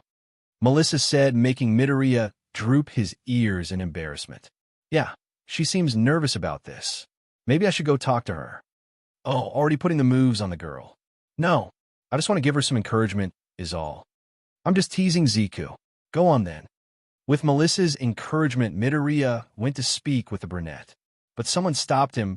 It was the boy from earlier. What are you doing? Do you plan to distract that girl and ruin her chances to succeed? Of course not. That girl is trying to focus on the test. It would be best to leave her alone. Actually, it would probably be best to talk to her then. What do you mean? Think about it. If you were nervous about a test, wouldn't you want someone to give you words of encouragement? Well, yes, but after all, it's a hero's job to give hope and courage to those around them. You're right. Sorry for interrupting you, the boy said while he bowed to Midoriya. It's all right. We're all a bit nervous about the test. Hope to see you at UA. Midoriya bid the boy goodbye and continued walking to the girl. Hey there. Oh, it's you, the falling boy from earlier. Midoriya's ears drooped again after hearing that. Yeah, that's me. My name is Izuku Midoriya, by the way. Hello, Izuku. I'm Achiko Uraraka. Nice to meet you, Achiko. So you nervous? Yeah, I'm not sure if I can pass. Don't say that. You made it this far, right? Yeah. So have more faith in yourself. Besides, you already saved me today, so I know you can pass this test. Uraraka was surprised to hear this kind of encouragement from someone she just met. With renewed confidence, she smiled and nodded at Midoriya. Yeah, you're right. Let's do this, Izuku. You bet. While Midoriya and Uraraka were cheering in confidence, Melissa and the blue-haired boy were watching from a distance. Way to go, Zeku, Melissa said to herself. He reassured her with just a few words. To think I thought so low of him before. The blue-haired teen said while gritting his teeth. Soon the gates of the city opened, and everyone just stood there. What are you waiting for? Real life doesn't have starting bells. Get going, examinees. Present Mike, yelled from the wall. All of the examinees ran towards the gates to score as much points as they could before time ran out. Midoriya had used the speed boost from his EV form to get ahead of everyone, and once inside the city, he transformed into his Espion form. A couple of one-point robots came at him. Midoriya evaded their attacks while charging up 4 spheres of psychic energy. Midoriya then fired 2 spheres at each robot, destroying them. Just then, a 2-point robot came from around a corner and charged at Midoriya. Thinking fast, Midoriya grabbed some of the broken pieces from the other robots and hurled them at the 2-pointer, tearing it to shreds. All right, that makes 4 points. I can do this, Midoriya said to himself before leaving to find more robots. About half an hour has passed, and Midoriya had just destroyed 2 more one-pointers. He was looking around when he saw a 2-pointer close by. He was about to attack it when the robot shut down. What happened? Midoriya was looking around to see if someone else had done that, but he saw no one. Is the test over? He asked himself. Nope, that was me. Sorry for beating that robot first. A female voice called out. Huh, who's there? Midoriya began to feel around when he grabbed something. What is that? He began to squeeze the soft object, but then he pulled his hand back immediately after realizing what he grabbed. I'm sorry. I didn't mean to. I couldn't see you, and I am not a pervert. I swear it. You know, I would normally punch where it counts for that. But you're kind of cute, and it was an accident. The invisible girl said. I'm sorry. I didn't mean to do that, honest. By the way, how did you stop the robot? Oh, all the robots have an off button on the back of them. I guess it's for people like me who don't have combat-effective quirks. See you later, Fox Boy. Wait, who are you? Midoriya asked, but he didn't get a response. I guess she's gone. Midoriya then noticed 2 one-pointer robots and a 2-pointer go into an alley. When he checked it out, he saw they were about to attack some kid with messy purple hair. As they were about to strike, large rocks flew at the one-pointers and destroyed them. As the 2-pointer turned around, pieces of the one-pointers flew into it and destroyed its insides. Are you all right? Midoriya asked the purple-haired kid. Yeah, thanks. Why didn't you use your quirk? My quirk is brainwashing. Can't really use it on something that doesn't have a brain. The boy said, Wow, that's an amazing quirk. You could use it to help so many people. Like in hostage situations or standoffs, you could stop villains without any casualties. Thanks. You're the first one who thought my quirk could be used for good. Most people think I should be a villain. That's stupid. A quirk doesn't make someone a hero or a villain. It's what they do with it that counts. Thanks for the pep talk, but I don't think my quirk will help with these robots. True. but I ran into an invisible girl earlier, and she said there was an off button on the back of these robots. Midoriya then lifted one of the robots with his powers to show the purple-haired teen. See, try aiming for that. I see, thanks. Well, I'm off. Good luck with the test. Midoriya then took off to find more robots to destroy. Meanwhile, the teachers were watching from the observatory room. Look at that. Not only did he save the boy, but he also gave him some advice. A hero with a cowboy hat said, "Indeed, he has snipe. That will definitely help his score. I think it would be safe to say that he has little chance of failing. He has shown all the traits of a hero in this test." A small mouse-like person said, already picking favorites Nizu. It wouldn't be because the boy has an animal quirk, right? A scantily clad female hero asked. Not at all, Miss Midnight. I'm just making observations on what he has shown so far. Nizu replied back to Midnight. He has shown promise, that's for sure. But I wonder what kind of animal has psychic powers like that. A long-haired man dressed in black said, his quirk is called Adaptable Fox or Evolving Fox. According to these papers he filled out, he has 4 different forms, each one with different abilities. A gray, square-shaped person replied, that's definitely a unique quirk and a powerful one too. Midnight said, indeed, but it looks like all the candidates this year have promising quirks. Nizu said as he gestured towards the screen. True, we haven't seen scores this high in a while. A person wearing a helmet that looks like a piece of construction equipment said, well, shall we? Nizu gestured towards a large red button. It's time for the true test. Let's see how they react to this. Snipe said as he pushed the button. Back at the testing site, Midoriya was looking around for more robots still in his Espion form. I wonder how much time is left. I think I destroyed enough robots to pass. I lost track of my score around 30. Suddenly the ground began to shake and the ground split open and a giant robot came out. What is that? Midoriya yelled. Wait, that's the 0-pointer. That's one. Crazy obstacle to throw at us. All of the examinees began to run from the giant robot. Midoriya was about to join them when... Help, someone please help. Midoriya looked to the sound and saw Uraraka pinned by some of the debris from the giant robot's entrance. Hang on, Uraraka. Midoriya yelled as he transformed into his EV form and rushed towards Uraraka.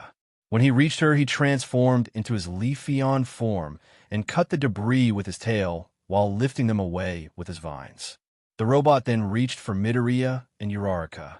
Midoriya grabbed Uraraka and transformed into his Espion form to blast the robot's hand with as much psychic power as he could. But then someone leapt towards the head of the robot. Melissa! Midoriya shouted as he saw her flying towards the robot. Take this! She yelled as she punched the robot. Her punch seemed to destroy the robot as its front plating was dented and it was starting to fall back. But it recovered and was reaching towards Melissa. CRP, she said as the robot reached for her. Melissa! Midoriya shouted as he flew towards Melissa with Uraraka in tow. Once he grabbed her, he looked towards the robot that was now trying to grab all 3 of them. Back off! Midoriya yelled as he attacked the robot with as much psychic energy as he could. Focusing on the plating, Melissa had already damaged Midoriya, pushed it inwards, and destroyed the inside of the robot's head. As they were floating down thanks to Midoriya's psychic powers, he turned to Melissa. I'm surprised we managed to defeat that giant robot, Melissa. Yeah, and with only 20% of my full power. That was only 20%. Midoriya was astounded that Melissa managed to do so much damage to the robot with only 1/5 of her power. Amazing. If you had used 100%, you could have destroyed the robot on your own. Your quirk is amazing, Melissa. But I didn't because I was afraid of breaking my bones. I guess I'm not much of a hero, huh? Not at all, Melissa. You came to rescue me in Uraraka, and there's no shame in holding back so you don't hurt yourself. After all, how can a hero protect others when they can't protect themselves? You're right. Thanks, Zeku. I'm here too, by the way. Uraraka said, getting their attention. Oh, I'm sorry, Uraraka. I didn't mean to drag you along. It's just things were happening so quickly, and... It's okay, Midoriya. You saved me after all. You saved me too, Zeku. Melissa added. Zeku, Uraraka, was confused about the nickname. It's just a nickname for Izuku, since he looks like a fox. Melissa explained. Zika, huh? I hope you don't mind if I start calling you that. And not at all. Go ahead, Uraraka. Midoriya said. Thanks for saving me, Zeku. Yeah, thanks, Zeku.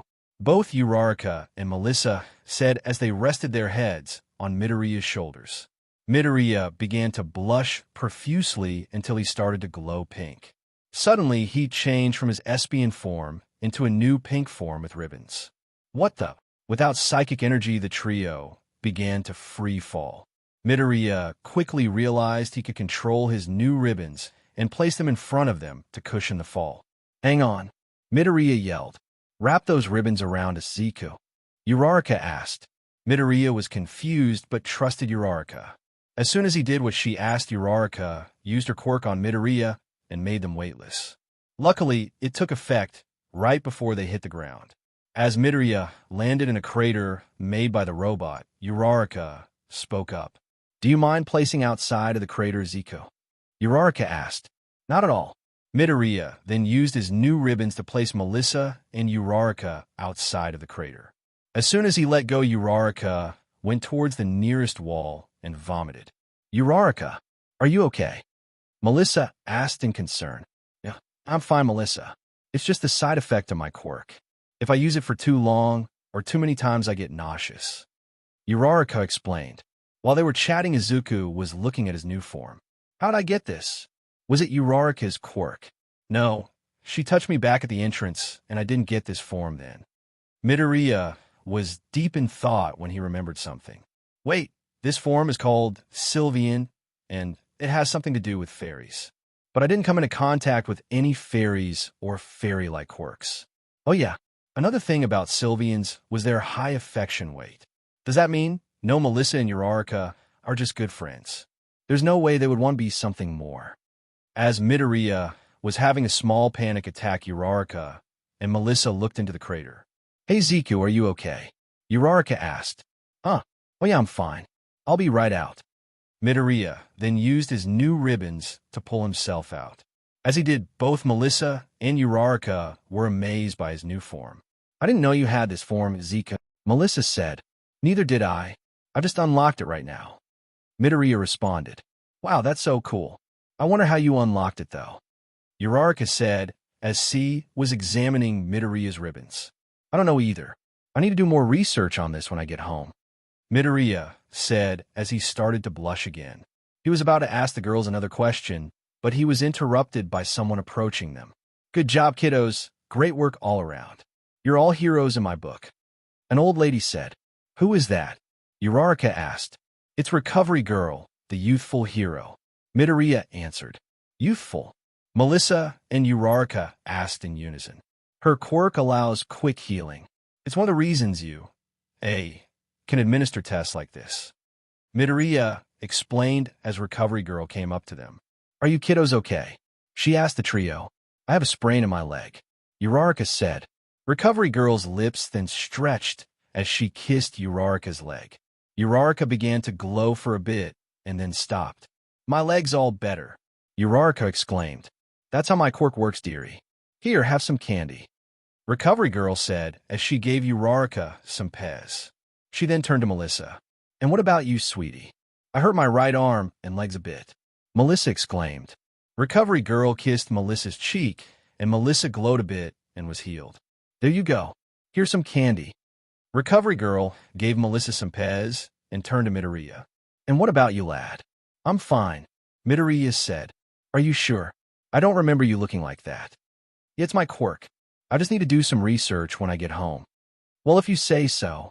Recovery Girl then went off to see if anyone else was injured. While she was doing that, Present Mike was at the entrance calling all the kids over. That was a Plus Ultra Performance kids. You'll receive your results in the mail within a week. Thank you for taking the entrance exam. Everyone who didn't need medical attention headed towards the entrance to go home. With that, the entrance exams were over, and Midoriya had a lot to think about. The teachers were gathered around the table discussing the examinees' performance and deciding which students passed and what class they would go in. All right then, Nizas said. Does anyone want to say something before we begin? Yes, sir. The man with long black hair said. This one, Izuku Midoriya. I recommend he be placed into my class, already taking the top picks Aizawa. Vlad, a hero who controls BLD, asked. Not at all, Vlad, but his quirk could prove problematic. Explain. Nizu asked. On his quirk application form, he states that he has access to unknown transformations if physical contact with someone with the right quirk is achieved. And as shown in the practical test, it could prove problematic. Aizawa then pulled out a remote and pushed a button. A holographic image then projected onto the middle of the group, replaying the scene when Midoriya had achieved his Sylvian transformation. As you can see, he wasn't expecting this new transformation at the time, and as a result, he and two other students were almost severely injured. I see your point, Aizawa, but his transformations places his quirk in the technical category, and all students with technical quirks are placed in my class. Vlad said, You both have good points, but I do agree with Aizawa and think Izuku Midoriya should be placed in his class. We do not know what other transformations his quirk could unlock or how powerful they may be. In case he loses control of one transformation, it would be best if he was in Aizawa's care, so he could stop him before Midoriya does any serious harm to himself or his fellow students. Nizu reasoned. Vlad and Aizawa agreed and sat back down in their seats. Now, Aizawa, I do expect you to help Midoriya in unlocking as many forms as he can. Of course, sir. Aizawa said back to Nizu. The meeting continued on like this for the rest of the night. 1 week later, Midoriya's apartment. Midoriya was watching TV in the living room when a mail arrived. After seeing a letter from you, he grabbed it and went to his room. He just sat there staring at it for a while, nervous that he didn't pass. But he pushed those fears aside and ripped it open. As he did, a small disc-shaped device fell out and landed on his desk. Then it turned on, and a holographic image of All Might appeared. I am here, All Might, Midoriya yelled. Yes, it is I, All Might, here to tell you your results. Now you're probably wondering why I am the one giving you this message. Well, it is because I am now a teacher at UA. That's right, I came to this city to teach the next generation of heroes, like you, and just then someone from off-camera was telling All Might to hurry up. What? Yes, I know. But I wanted to add a bit more flair, so it's not so boring. I got to do how many of these? Okay. An arm off camera, then gave him a thumbs up and went away. Ahem, now where was I? Ah yes, young Midoriya, you scored 45 combat points. Not bad, but that wasn't the whole exam. In addition to combat points, we have rescue points. A panel of judges watch and score examinees based on their actions during the exam. And you, young Midoriya, scored 40 rescue points, making you second place among all the examinees. Midoriya then saw the scoreboard where he was second to Bakugo, who had 77 combat points and 10 rescue points. So, with that, congratulations. You've made it.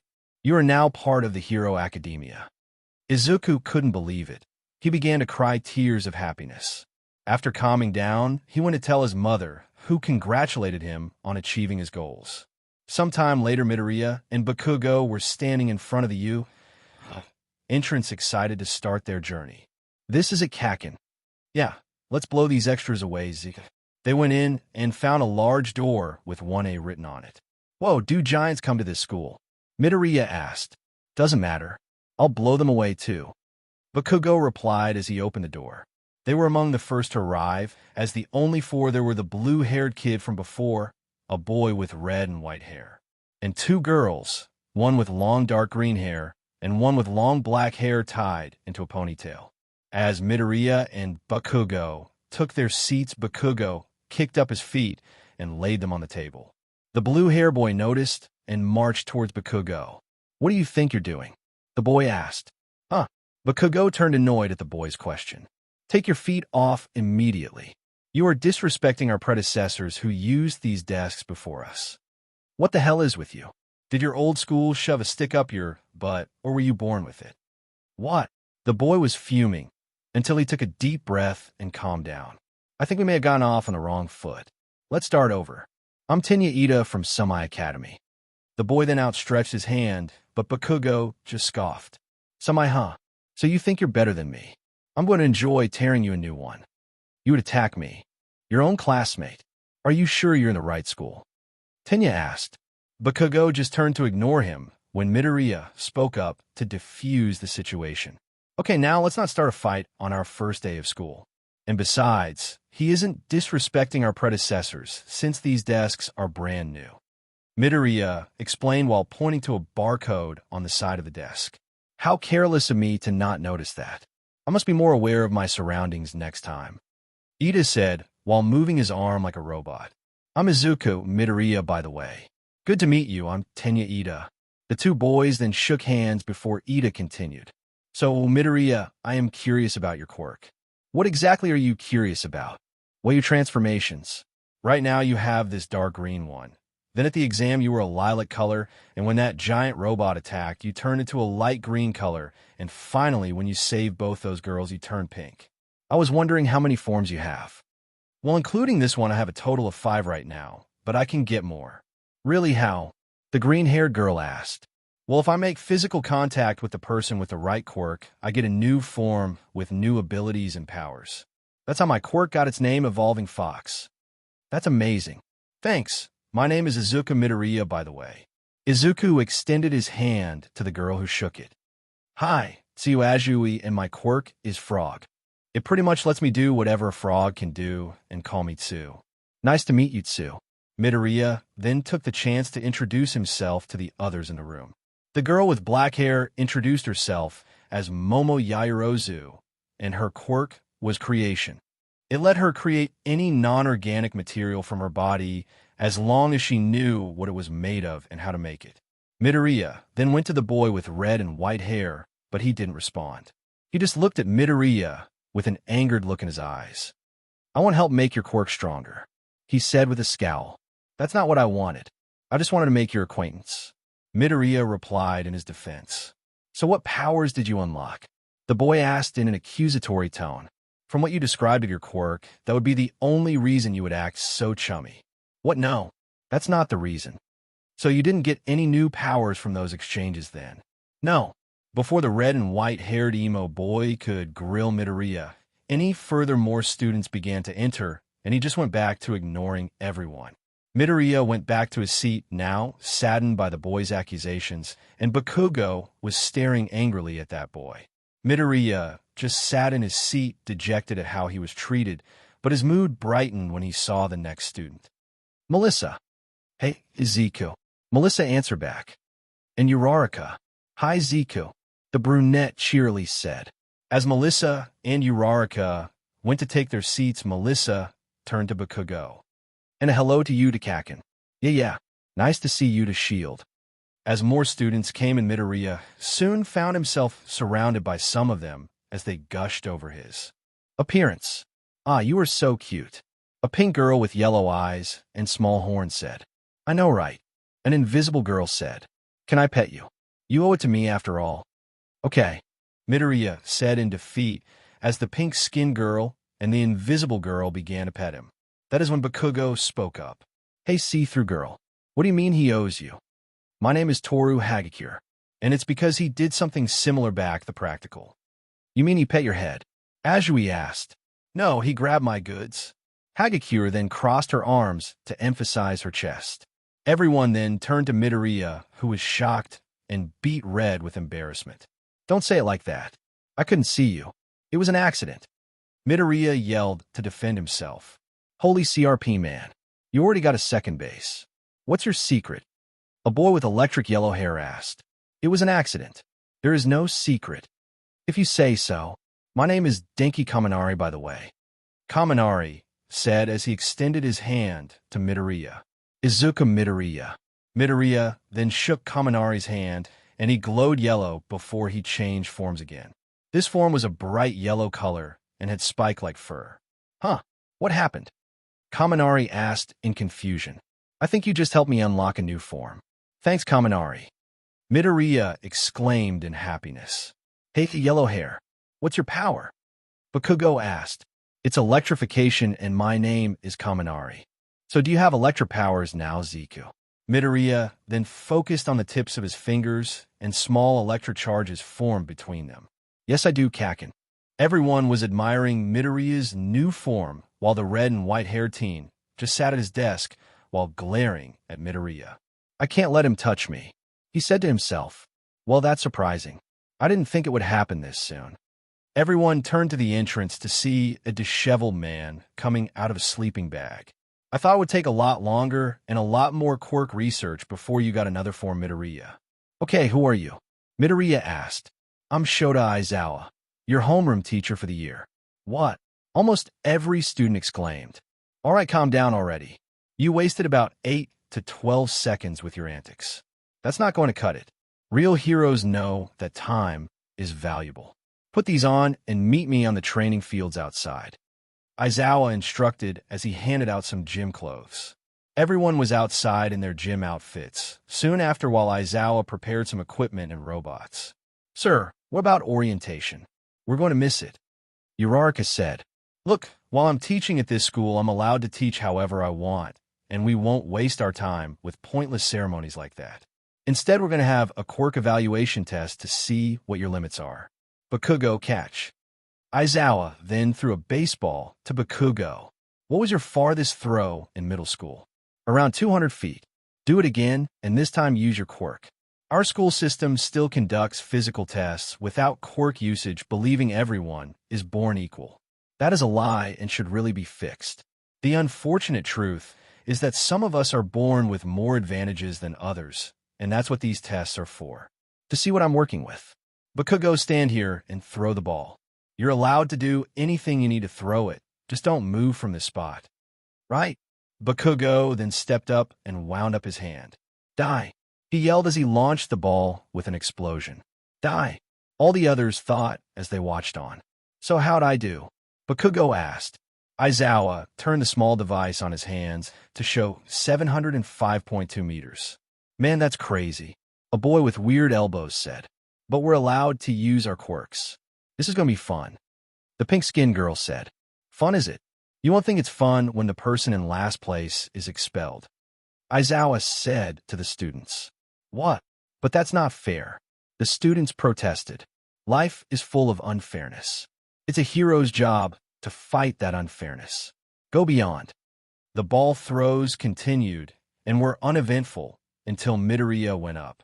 He changed into his Espion form and picked up the ball with his psychic powers. Midoriya charged the ball with psychic energy for a few minutes and launched the ball with tremendous force. Aizawa then showed a distance of 1,005.3 meters. Holy CRP. That was amazing, dude. Kaminari exclaimed. Yeah, with power like that you would be unstoppable in fight. A buff teen with large lips said. Maybe if it was a contest of strength, but in an actual fight, that move would be impractical. Azui said, it takes too long to charge and can be easily avoided by someone who is paying attention. Yeah, but that's why I have other attacks that are harder to dodge. Midoriya explained. That's enough. Whoever's next, get to it already. Aizawa ordered. Uraraka went up next and used her powers to make the ball weightless and got a score of infinite. Everyone else's scores really couldn't compare it after that. The next test was the 50-meter dash. The first two were Tenya Ida and Tsuyu Azui. Ida managed to get a time of 3.04 seconds thanks to his quirk engine that gives him increased speed. Midoriya and Bakugo were next, and Midoriya was going to use his EV transformation at first, but then he changed into his new electrical form. Bakugo was curious, but kept it to himself for now. When the starting pistol went off, Midoriya shot off like a bolt of lightning and got a time of 3.54 seconds, while Bakugo got a time of 4.13 seconds. What was that, Zeku? Bakugo asked as he caught up. It was the power of this new form Kakin. It's called Jolteon, and they specialize in speed. Midoriya responded before he nearly fell. But doing it seems to take a lot out of me. Maybe you should train with this new form first, Zeku. You're right, Kakin. The two went back to the group as the next two students took their place for the 50-meter dash.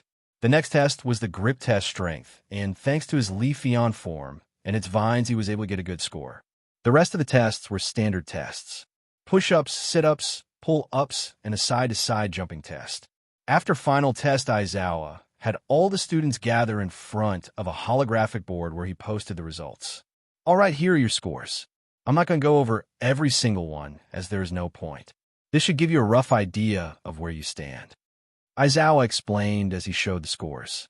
Midoriya looked up and saw that he came in 4th overall, coming behind Bakugo in 3rd, Shoto Todoroki in 2nd, and Momo Yaoyorozu in 1st. He was pleased, but then focused on 2nd place.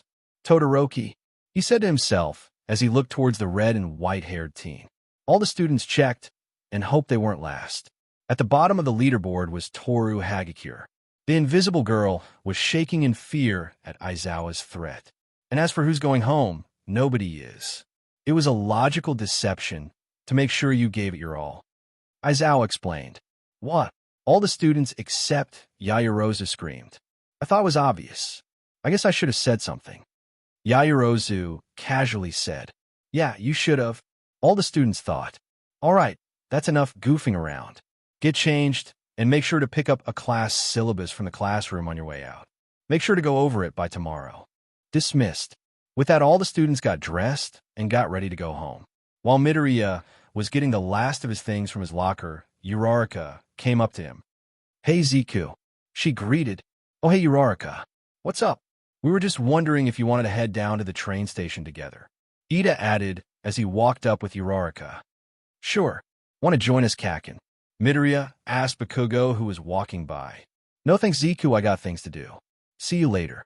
Bakugo replied as he walked off in a different direction from the train station. I wonder where he's going. Uraraka said.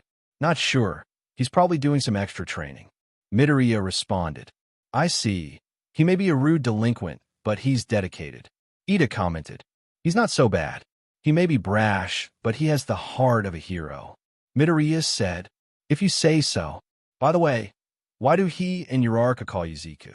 It's a nickname based on the word Zenko, since I look like a fox. I see. You can call me that too if you like, Ida. Thank you, but I'll stick to Midoriya. Room for one more. Melissa asked as she caught up to the group. Of course, Melissa. Thanks, Zeku. By the way, Melissa, your last name is Shield, correct? Ida asked. Yes. Do you have any relations to David Shield? Yep, he's my papa.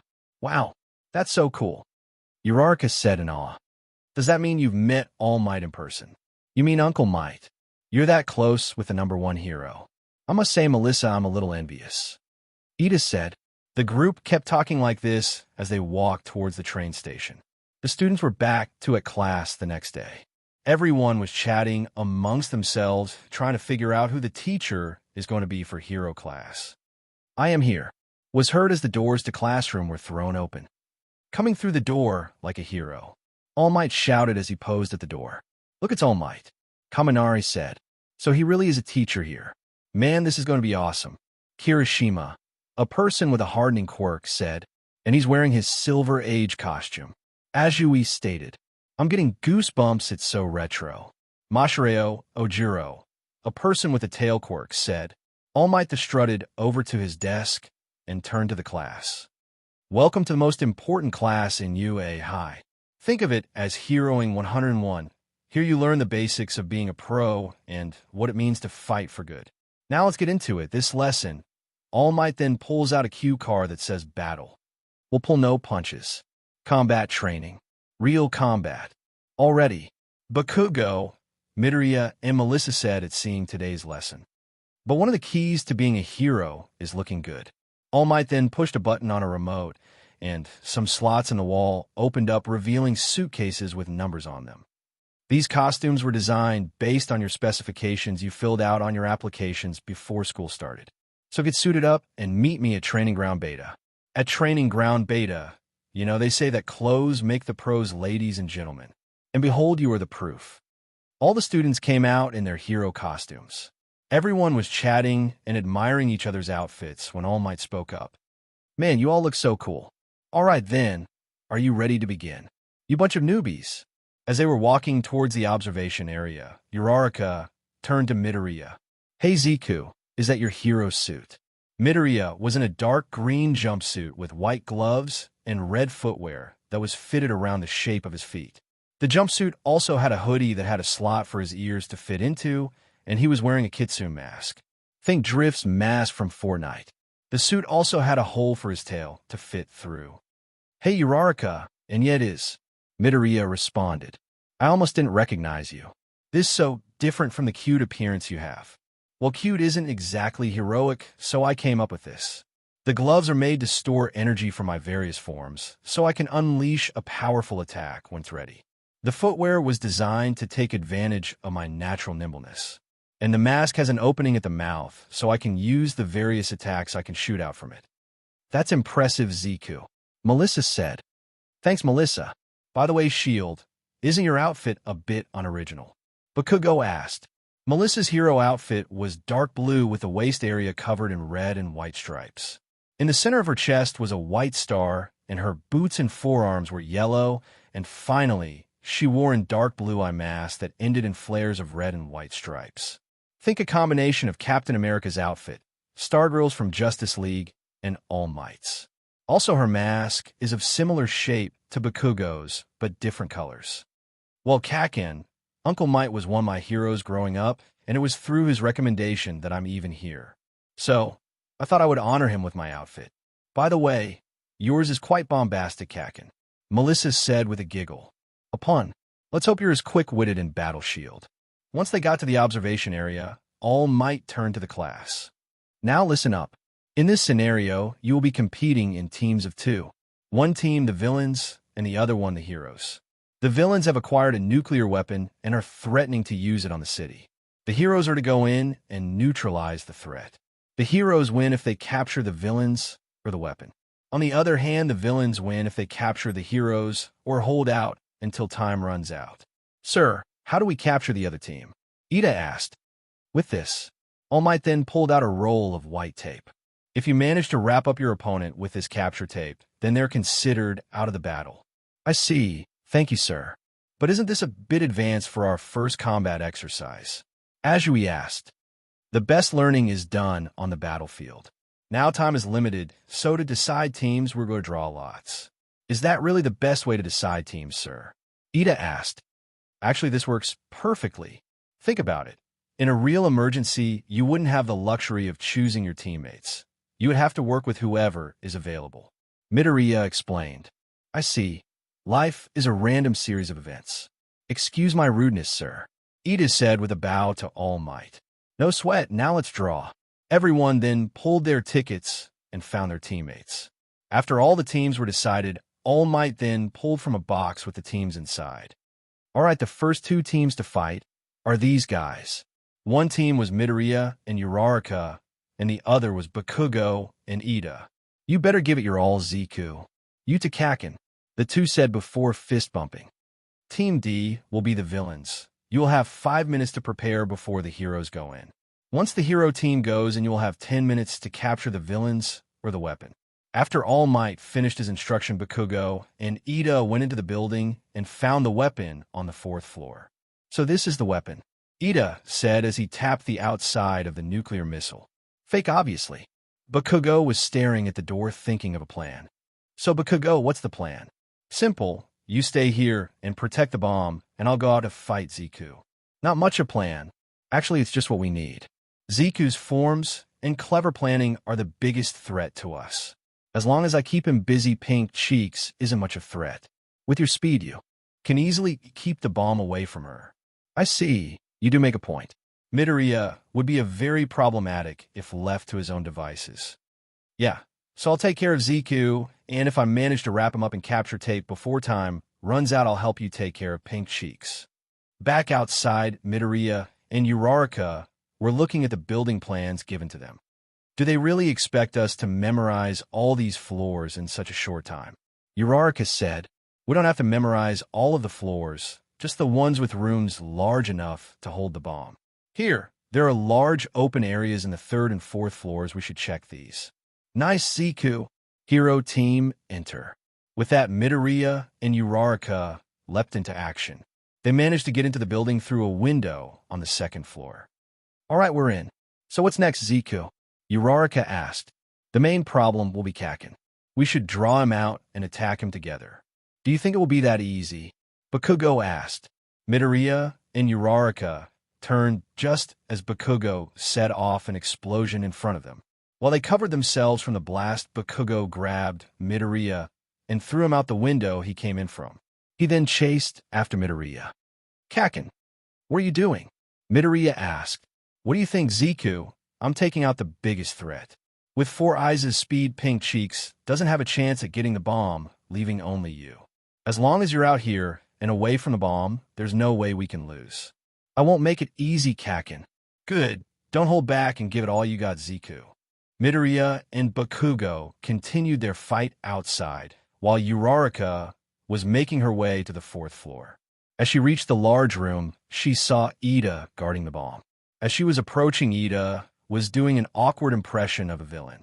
Uraraka couldn't help but laugh a bit. That you're a do-gooder.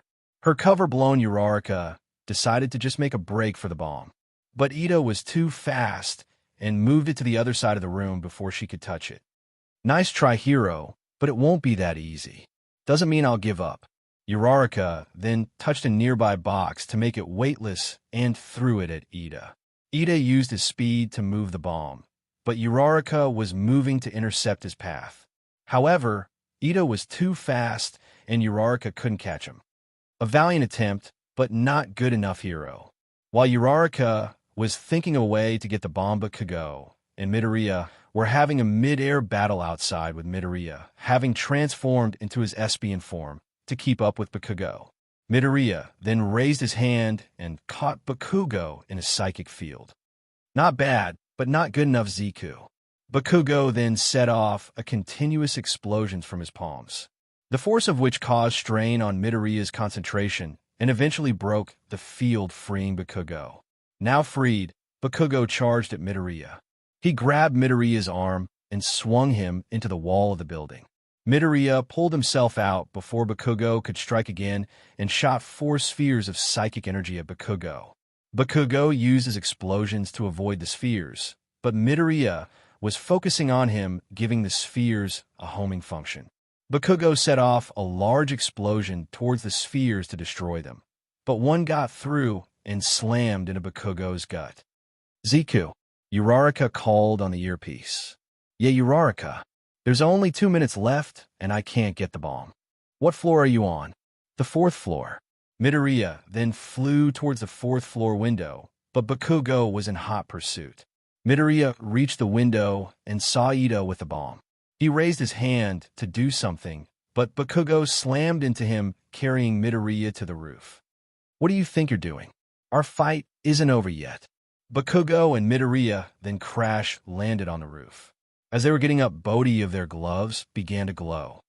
"It's ready," Bakugo said. "Mine too," Midoriya responded. "One final attack. With all we got. No holding back. All or nothing." As both boys held out their hands, the students in the observatory room were getting worried. "What are they doing?" Kirishima said with concern. "If they both release those attacks, they'll destroy the whole building." Yaoyorozu stated. "Sir, you have to stop this." Azui said. All Might understood their concerns, but that's what this test was for, to push the students to their limits. As All Might was about to tell them to stop, both Bakugo and Midoriya released their most powerful attacks at each other. A powerful clash of explosive and psychic energy soon engulfed the roof of the building. As the smoke cleared, everyone saw the roof was gone. All the students thought that Midoriya and Bakugo had killed each other. But then there was movement, and Bakugo and Midoriya rose from the rubble of the lower floor. But then Midoriya fell to one knee as Bakugo was walking towards him. "Looks like I win, Zeku." "Yeah, Kakin. In a one-on-one fight, you still beat me. But luckily, this isn't a one-on-one fight." "Huh? What are you talking about? With you up here and only about a minute left, there's no way Pink Cheeks can win." "I know, Kakin, but all I needed was one glance for my plan." Bakugo was confused until his eyes widened in realization. "SHD, hey, 4 Eyes." Bakugo yelled into his earpiece. "What is it, Bakugo?" Ida responded. "Look out for an attack you cannot see." "What? Just do it. I'm on my way." Bakugo wrapped Midoriya with capture tape and took off to the 4th floor. Ida was confused, but took Bakugo's warning seriously. Suddenly, he was struck by a blast of psychic energy. Luckily, it wasn't a strong blast, and thanks to Bakugo's warning, Ida stayed standing. But Uraraka had taken advantage of Ida's momentary distraction and leapt at the bomb. Oh, no, you don't. Ida activated his quirk and pushed the bomb. I got it. Uraraka interrupted Ida, revealing she was on the bomb. No, Ida yelled. The hero team wins. All Might yelled through the intercom. And with 1 second left, DM minute, Bakugo said, "You got me this time, Zeku." It was more luck than anything. Midoriya responded, having freed himself, and floated down to the 4th floor. I couldn't put much power into the attack since you flew into me. So it was all luck that it was enough to give Uraraka an opening to get the bomb. A lot of battles are won through luck, young Midoriya, All Might said as he came into the 4th floor.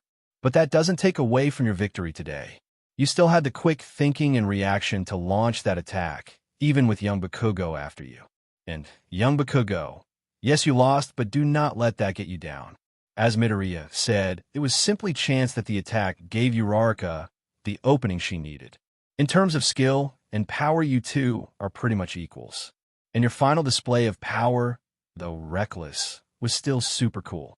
You both have so much potential. You could even give most pro heroes a run for their money. Keep up the good work. You won this time, Zeku, but I'm still going to be the next #1. We'll see, Kakin. The two fists bumped each other. Excellent display of sportsmanship. And Uraraka and young Ida, how are you two? We're fine, All Might. Uraraka answered. Yes, all good here, sir. Ida said, excellent. And don't worry, you two performed excellently as well. Now let's go review the battle. All Might then took the group back to the observation room. Now the MVP of this exercise is young Ida. But shouldn't the MVP be one of the heroes? Ciro, a boy with weird elbows, asked. Good question. Can anyone guess the reason why I didn't choose one of the heroes? Anyone at all? That is when Momo Yaoyorozu chimed in. Yes, sir. It is because Ida fully embraced this challenge. While Bakugo made the smart decision to take out Midoriya first, since he was the biggest threat, he should have taken Midoriya further away from the building. After all, the whole city is the battleground. And Midoriya let his competitive spirit with Bakugo get the better of him. When he and Bakugo were charging their final attack, that was the perfect time for him to change into one of his faster forms and get away to help his partner. In addition, that attack was completely reckless on both sides and could have detonated the bomb were it not fake. And finally, Uraraka messed up when she exposed her hiding spot to Ida. Had she not, she could have ended the exercise early. All of the students were applauding her explanation, while Ida was crying tears of joy that he had performed so admirably. Clever girl, but she could have left me something. She stole all my thunder. All Might thought to himself. Ahem, well, you missed a detail here or there, but for the most part you are correct. Good work. Of course, sir. Knowledge is power after all. Next was the battle between the team of Todoroki and Shoji and the team of Ojiro and Hagakure. Ojiro and Hagakure were the villains, while Todoroki and Shoji were the heroes. After Ojiro and Hagakure set up, Todoroki stepped inside and froze the whole building with his quirk. All the students stood in awe at Todoroki's display of power. With the villain team, frozen Todoroki had no problem capturing the bomb. The hero team wins. All Might shouted, CRP, I don't think we would be able to beat him. But Bakugo said, maybe the attack was quick, but it only froze their feet. I think we both have enough power to break the ice. And even if we can't beat him now, that doesn't mean we should just give up. We just have to go plus ultra in our training. Midoriya replied while writing down notes. So, just another wall to climb, huh? You won't be above me for long, half and half. Bakugo said with a grin. The next teams to fight were the team of Melissa and Yaoyorozu and the team of Jiro and Kaminari. Melissa and Yaoyorozu were the villains, while Jiro and Kaminari were the heroes. Yaoyorozu stayed behind in the room with the bomb, having blocked the door with steel beams and set up traps with her creation quirk, while Melissa went to meet the heroes head-on. Kaminari's quirk allowed him to fire electricity, but he couldn't control where it went, and with Jiro nearby, he couldn't use it to its full potential. Plus, thanks to her training with Bakugo and Midoriya, Melissa was quick enough to get in a strike and get out before Kaminari got a chance to use his quirk. Kaminari was swiftly defeated and wrapped with capture tape, leaving Jiro, whose quirk was headphone jacks that came out of her earlobes. While they were great for espionage, since she could hear the smallest of sounds with them in combat, it was clear Melissa had the edge. And just as quickly Melissa defeated Jiro. The villain team wins. All Might shouted. Melissa has gotten better. Midoriya commented. Yeah, she's definitely improved since the beach training. Bakugo added. The rest of the matches went by, and now everyone was gathered in the observation room. Good work to all of you. You have all gone plus ultra in these combat exercises. And for those of you who lost, do not dwell on your failures. Instead, use them to build yourselves into better heroes. All Might then looked at his phone. Well, looks like we still have 20 minutes for class. Does anyone have any questions? That is when Todoroki spoke up. Yes, sir. I would like to request one more combat exercise against Bakugo and Midoriya. Everyone was shocked to hear this. Are you sure, Todoroki? All Might asked. Yes, sir. I would like to know how I fare against the other two strongest students. Todoroki gave a glare at Bakugo, and Midoriya, a glare that Bakugo gave back. I see. Well, do you two have any objections? All Might asked. No, sir. Midoriya responded. You're going to regret this half and half. Bakugo cockily said. All right then. Who would you like for a partner, Todoroki? Excuse me, Uncle I mean, sir. Melissa said, getting All Might's attention. I would like to be Todoroki's partner. Really? Are you okay with this, Todoroki? Yes, sir. Okay then. Let's head to the battlefield. With just enough time left, Todoroki had challenged Bakugo and Midoriya to one final match with Melissa as his partner. All Might led them to the building they would have the combat exercise in. All right, here we are. Young Bakugo, young Midoriya, you two will be the villains. Young Todoroki and Melissa, you two will be the heroes. You all already know the rules, so I won't go over them, but since we don't have much time left for class, your time for combat will be shorter. The villains will have 3 minutes to prepare, and the heroes will have 6 minutes to go in and neutralize them. Understood. All Might asked. The students all nodded. Good. Now villain team go in and prepare. Bakugo and Midoriya went into the building to find the bomb and prepare for Todoroki and Melissa. When they reached the bomb, Bakugo turned to Midoriya to discuss something. While they were doing that, Melissa and Todoroki were waiting outside. So, Todoroki, what's the plan? Melissa asked. Just stay out of my way, Todoroki coldly stated. I have to prove that I'm the strongest without his power, Todoroki said to himself. Melissa was taken aback by Todoroki's curtness, but what shocked her more was the look in his eyes. It was as though he was angry or hated everything. What does he mean without his power? Melissa said to herself. Hero team, enter. All Might yelled through the intercom. Todoroki then walked into the building with Melissa chasing after him. Before she could enter the building, Todoroki froze the whole building like before. All of the students thought it was over already as Todoroki and Melissa walked up the stairs and into a room where they saw the bomb. Huh, where? And Kakin and Zeku. Melissa asked. Doesn't matter, we won. Todoroki answered as he approached the bomb. But suddenly he was attacked with an explosion. Thanks to Melissa's quick reflexes, she pulled him out of the way as Bakugo and Midoriya revealed themselves, both unharmed by Todoroki's ice attack. What? How? Todoroki asked in disbelief. Did you think we would fall for a trick we've seen already? You're either arrogant or dumb, Bakugo said with a grin. Before Todoroki or Melissa could react, Midoriya had charged in with a Jolteon form and tackled Todoroki. While Melissa was in shock, Bakugo charged in and engaged her in close combat. Todoroki tried to freeze Midoriya, but Midoriya was too fast for Todoroki to catch. He's in his electric form to outrun my ice attacks. Clever, but I only need to reach the bomb to win, Todoroki said to himself. Todoroki continued to shoot ice at Midoriya, but was also backing up towards the bomb. Todoroki reached the bomb and placed his hand on it. I got it. Todoroki looked at what he thought was the bomb, but what he saw was a bunch of junk and debris frozen in the shape of the bomb. What? We managed to gather a bunch of debris lying around, and with my psychic powers, I held it together when you froze the building. Thanks for the help building the decoy, Todoroki. Midoriya explained. Midoriya's last comment infuriated Todoroki, and he blasted a wave of ice in anger. Bakugo and Melissa managed to dodge the ice at the last minute, but Midoriya's feet were frozen. Todoroki, what the hell, half and half? Melissa and Bakugo yelled at Todoroki. He brushed off their anger and was about to attack Bakugo again, but a bolt of lightning whizzed by his face. What the? I may be stuck, but that doesn't mean I can't fight. Midoriya yelled. Midoriya continued to shoot lightning at Todoroki.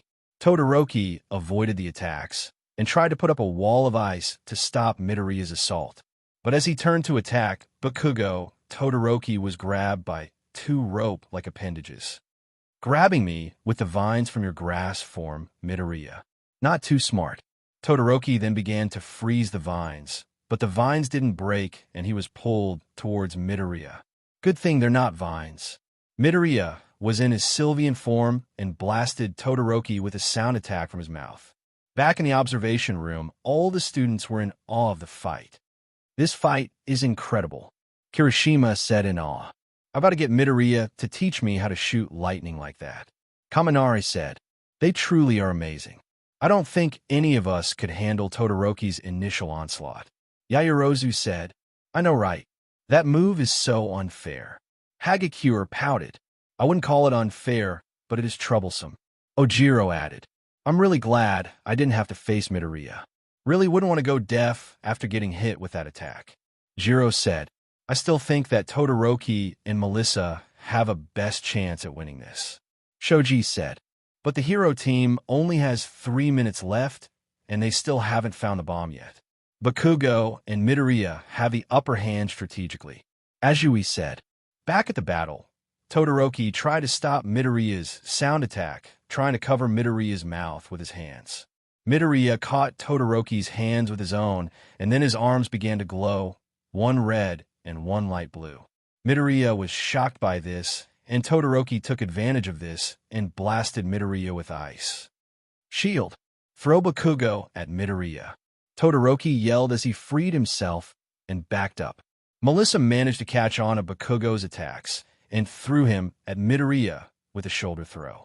As soon as Bakugo hit the ice, Todoroki unleashed a large ice attack and seemingly froze them both. We may not have found the bomb, but as long as Todoroki was interrupted when a trail of ice spikes was launched at him from the frozen villain team.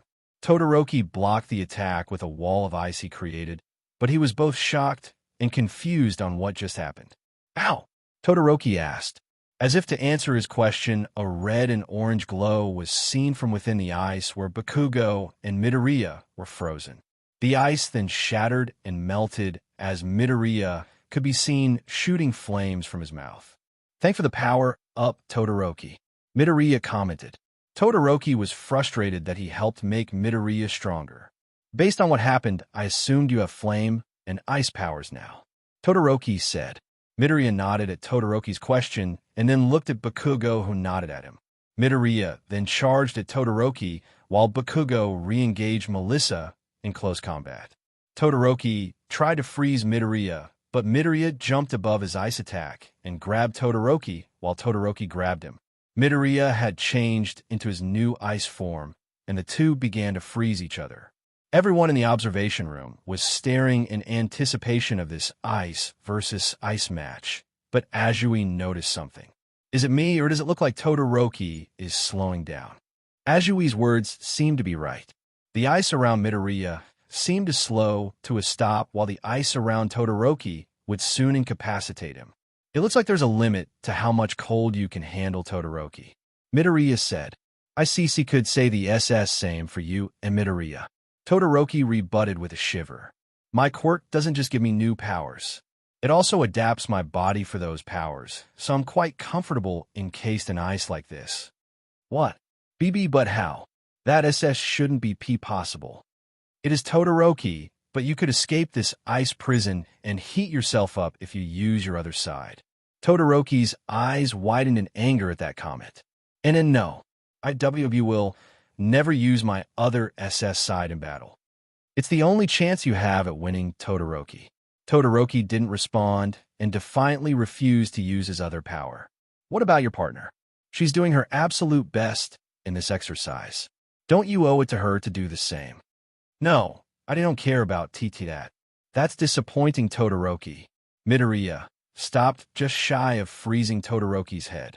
He then pulled out the capture tape and wrapped Todoroki's head with it. Todoroki is captured, Kaken. All right then. Bakugo responded. He then evaded a punch from Melissa and used the momentum to knock her down to the ground. He then pinned her and wrapped her in the tape. Shield is captured. The villain team wins. All Might shouted through the intercoms. Sorry about that, Melissa. Midoriya said as he helped Melissa up. Sorry about what? She asked. About extending the fight. I could have captured you many times over already, but Midoriya wanted to try and break half in half for whatever funk he's in. Bakugo explained. Then shouldn't you be apologizing since you fought me? And what funk? Todoroki then used the flames from his left side to melt the ice encasing him. That funk, and yeah, I'm sorry. Bakugo said with a small blush. Once Todoroki was free, he turned and glared scornfully at Midoriya and Bakugo. That's enough, young Todoroki. While I don't understand why it wasn't plus ultra of you to not give your full effort in the fight when your partner was giving her all. And as for young Bakugo and young Midoriya, I don't like the fact that you prolonged the fight longer than it should have been, but I understand why. All Might said as he entered the room. Sorry about that, sir. Midoriya said. Bakugo, Melissa, and Todoroki just stood in silence. All right then, let's go review the battle. All Might then took the kids into the observation room, and after some deliberation, it was decided that both Midoriya and Bakugo were the MVPs of the fight. Welp, that's all the time we have for class. Now watch how a hero exits. Like he has somewhere to be. All Might shouted as he ran off to the school's main building. Wow, look at him go. Sato, a buff teen with large lips, said. Just like a hero. Kirishima added. Back with All Might, he reached the teacher's lounge just as steam began to come off his body, and he shrunk back into his skinny form while coughing up some BLD in it. I can barely teach a class. Some hero I am if I can't even last that long. I'm sorry, Melissa, but I'll have to speed up your training. All Might said to himself. The next day at UA was eventful due to some TV reporters somehow getting through the UA security perimeter. Through his actions during the chaos caused by the press, the class decided on Ida being the class representative and Yaoyorozu being the vice representative. The next day, Class 1A was outside in their hero outfits, waiting to board the bus to take them to rescue training. All right, everyone line up. Make sure to board the bus based on our seating order. Ida ordered while blowing a whistle. Wow, he's taking being class rep seriously. Uraraka commented. Yeah, maybe a little too seriously. Midoriya added. As they boarded the bus, Ida was angry that the bus layout ruined his seating plan. Cursed bus layout. Ida muttered to himself. Ida, you need to chill out, man. Mina Ishido, a girl who secretes acid from her pink skin, said. If we're pointing out the obvious, then I have a question for you, Melissa. Azui said. Oh, what is it, Azui? Melissa asked. Call me Tsu. Okay, Tsu, so what's up? It's about your power. Isn't it the same as All Might's? Hold up, Tsu. You're forgetting that All Might's punches are a lot stronger. That makes a big difference. Kaminari said. Not really, Kaminari. All Might has been a hero for years, so it makes sense that his punches are stronger. Give Melissa the same amount of time, and I'm sure she would be just as strong, maybe even stronger. Jiro said. Yeah, maybe you're right, Jiro. And it is odd how her power is so similar and her closeness to All Might. Wait, Melissa, are you All Might's secret kid he left in the care of his first sidekick so he could fight crime? What? Melissa shouted in shock at Kaminari's question. It makes total sense. Think about it. All Might was constantly making trips to America during his career. He probably had a secret lover there. Then when Melissa was born, All Might didn't want to stop fighting crime. So he made sure his first sidekick, David Shield, took care of her until her quirk was ready. Then he brought her here. It's like the most awesome backstory ever. And a wrong one. David Shield is my father. Uncle Might just saw my potential and put in a good word for me here. Melissa explained. Yeah, Kaminari, stop being stupid. Jiro yelled as she smacked him on the head. And besides, it's a lousy backstory. Your own father prefers fighting crime than raising you. Talk about depressing. You're right. Kaminari responded in a disappointed tone. Still, that power and All Might's recommendation will definitely help you be popular, Melissa. Not like my quirk. Kirishima said as he hardened his skin. All my quirk does is make my skin hard. Doesn't really help in standing out. That's not true, Kirishima. I think you have an amazing quirk. Midoriya said. Really? Thanks, man. If we're talking about popularity, then it'll probably be Bakugo and Todoroki who'll have a hard time getting popular. They don't really have heroic personalities. Azui said. Bakugo jumped out of his seat to face Azui. What did you say, frog face?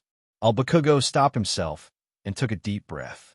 Just prove you wrong once I become the next #1 hero, you dumb frog. Bakugo said as he sat back down. Maybe I am wrong. I wasn't expecting that. Azui said in surprise. You can thank Zeku for that. Him and Bakugo have been friends for a long time, and I think they rubbed off on each other. Uraraka said. Makes sense. You two made a great team yesterday. I wasn't expecting anyone to be able to beat Todoroki, but you two managed to do so quite easily. I'd say it was more luck than anything, Tsu. I was caught off guard when I got those new powers from Todoroki. If they weren't ice and fire powers, then we would have lost when Todoroki froze us. Midoriya said, that makes 3 new forms since joining you, eh? So how many forms do you have now, Midoriya? Ida asked, now over his frustration at the bus layout. Well, I had my standard form, psychic, water, grass, and pink forms when I got here. Then I got a new one from Kaminari and 2 more from Todoroki, so that makes a total of 8 forms now. Amazing. You're going to be an incredible hero with all those forms, Midoriya. Yaoyorozu stated. Well, they're useful, but it's up to me to make them powerful. They soon reached the area where the rescue training was taking place. As they entered, they were astonished by what they saw. It looked like a theme park, but instead of rides, there were areas filled with different rescue scenarios. While they were all admiring the area, someone was walking up to them. Oh my gosh, it's the Rescue Hero 13. Uraraka excitedly screamed. Hello, students. 13, a hero dressed as an astronaut, greeted the students. All right, class. 13 and I will be in charge of your rescue training, as well as weight. Where's All Might? Aizawa asked. About that. 13 then did some hand signals to show that All Might had used up all of his time for his buff form in hero duties this morning. Aizawa's eye twitched before he let out an exasperated sigh and turned to the students. Well, class, All Might was supposed to be here, but he's preoccupied with some business and will not be able to make it. Oh man, bummer.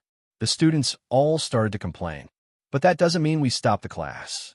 Aizawa yelled with his eyes now red and his hair standing. All of Class 1A straighten up at this. All right then, 13. 13 then stepped forward. All right, class. As you may know, I am the Rescue Hero 13, and my quirk is Black Hole. I use my quirk to get rid of debris or any other hazardous obstacle during rescue operations. But my quirk could easily be used to kill. On your first day, you took a quirk evaluation test to see how far you can push your quirks. And then you had a combat exercise to see just how dangerous they can be to your fellow students and other people. Today, you will put all of that knowledge to use in rescue simulations. I came up with the idea for this area to simulate many different disaster scenarios. I call it the Unforeseen Simulation Joint, but you can call it the USJ. 13's speech received a round of applause from the students. Okay, let's begin with Aizawa was interrupted when the light began to flicker and a large black portal opened up in the center of the USJ. As the students watched on in confusion, a bunch of people with different quirks were coming through the portal. As the last of them came out, a large bird creature with an exposed brain was the last one. He was easily the size of All Might, maybe bigger. The black portal then took on a humanoid shape and stood next to a gray-haired teen with hands all over him. Hey, Hirojiri, the teen said to the mist. All Might was supposed to be here, but I don't see him. Perhaps there was a last-minute change in schedule, Tamura. Hirojiri responded. And after I went through all the trouble of finding these playmates who were just dying to meet him. Oh well, maybe if we kill a few kids, he'll show up. Tamura said. Back at the entrance hall, Aizawa was trying to figure out how these villains got past the UA security system. Hey sir, Is this part of this stay back? Aizawa yelled, interrupting Kaminari. This isn't part of the class. Those are real villains. All of the class was shocked to hear this. Real villains. But how did they get here? And why aren't the alarms going off? Yaoyorozu asked in concern. Good question. 13. Can you reach the main building? Aizawa asked. No good. My signal isn't getting through. There must be a villain with a quirk to jam our communications. Aizawa turned back to the villains knowing what he had to do. 13. Take the students and escape back to the school. I'll hold them off. But Aizawa, sir, your specialty is in surprise attacks and one-on-one fights. Your quirk isn't suited for a prolonged fight against a large group of villains. Midoriya stated, Thank you for the concern, Midoriya, but you don't become a pro if you're a one-trick pony. Aizawa put on his goggles and leapt at the group of villains. A few of them tried to shoot him down with their quirks, but Aizawa had already erased them as he descended. When he landed, he took out the villains that tried to shoot him down and continued to fight off the rest of them. While he did this, 13 was taking the students to the exit. The most annoying thing about pros is when they live up to the hype. Tamura said while he watched Aizawa. Kurogiri, go stop those kids from escaping. What will you do, sir? Kurogiri asked. Watch for my opening. Kurogiri then teleported to the entrance. As the students were running, he suddenly appeared in front of them. Hello and good day, students. Our information led us to believe he would be here, but I do not see him. Perhaps there was a change in the schedules after we acquired them. Kurogiri said, How did you get a schedule? Unless that incident with the press yesterday, that was your doing, wasn't it? Midoriya stated, Correct. We have gone through extensive lengths for our plans. Besides, isn't this hallowed hall of justice the perfect place for the symbol of peace to take his final breath? Huh. You think you extras can take down All Might? Don't make me laugh. Bakugo said as he and Kirishima rushed in to attack. Wait. 13 yelled. But Bakugo and Kirishima already landed their attacks, only for the mist to reform. What the? Bakugo said in shock. I see you students live up to the reputation of your school. I'm not so foolish as to face you head-on. How about I spread you out to meet my colleagues? Kurogiri then surrounded the class with a dark mist. When it dissipated, most of the students were missing. No, what happened to our friends? Ida asked as he looked around for them. The rest of the class faced the villain in front of them, as they still needed to deal with him. Melissa fell out of a portal and into the pool of the water disaster zone. She began to panic and swim up for air. That is when a shark man appeared in front of her. Well, you're quite the looker for a kid. Too bad you still have to die. The shark man yelled as he charged towards Melissa with his mouth of razor-sharp teeth ready. That is when he was struck by an unseen force. The shark man looked around to find the assailant, but couldn't find whoever it was. He was struck again by the unseen attacker and began to look around in frustration. Azui then came in and kicked the shark man away. Hey, Melissa, she said as she grabbed Melissa and swam towards the boat. After placing Melissa on the boat, Azui climbed on board. Thanks, Azui. Melissa said, You're welcome, and call me Tsu. Azui replied, Right, sorry about that, Tsu. It's all right. By the way, how did you do that earlier? Do what? Fight that shark villain. I couldn't even see your attacks. It wasn't me. I thought it was you. It wasn't me either. Then who was it? As Melissa and Azui were pondering this, they heard a commotion coming from the water. As they looked over the boat's railing, they saw all the villains in the water try to catch something. There it is. One of the villains shouted. I can't see it. How is it so fast? Who cares? Kill it already. Some of the villains then converged on a spot. As they jumped at whatever was there, it jumped out of the water. Zeku, Melissa shouted. Midoriya was in his Vaporeon form and fighting the villains. Fancy moves, kid. Now dodge this. One of the villains who controlled water then made a water claw and shot it at Midoriya. But Midoriya shot water out of his mouth and created a giant wave and launched it at the villains. What the hell? The villain shouted as his attack was swallowed by Midoriya's. Midoriya's attack managed to get that group of villain, but there was still many more approaching him. He dove back into the water with some of the villains chasing after him. DM in it. He vanished again. How does he do that? It must be his quirk. As the villains tried to catch Midoriya, Melissa and Azui were watching all the action. That's right, Melissa said in a hushed tone, loud enough for Azui to hear, but not the villains. Zeku's water form makes him completely invisible when he is submerged underwater. Amazing, Azui replied. Yeah, but he's still outnumbered by the villains. We need a strategy to take them all down in one attack. Melissa pondered on this a bit while watching the villains try and catch Midoriya. Midoriya had drawn all of the villains to one side of the boat, and Melissa had an idea. Okay, Tsu, I'm going to jump up and launch a large attack into the water. I'm going to use a strong attack that might disorient me, so I need you to catch me okay. Okay, Melissa, but what's the point of the attack? Just watch and see. Melissa then jumped into the air. Zeku, get ready to freeze them. Stupid girl, one of the villains said.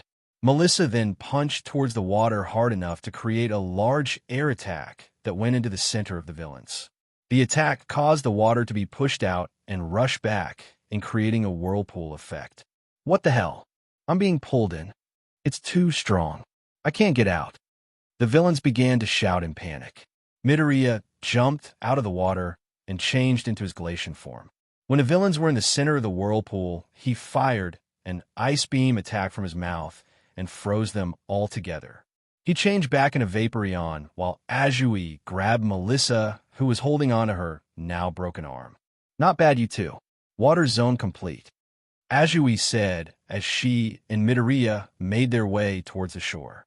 Meanwhile, in the collapsed building zone, Bakugo and Kirishima were fighting off their group of villains. After knocking out the last one, Kirishima turned toward Bakugo. All right then, now that that's taken care of, what next, Bakugo? Simple, we take out that Miss guy.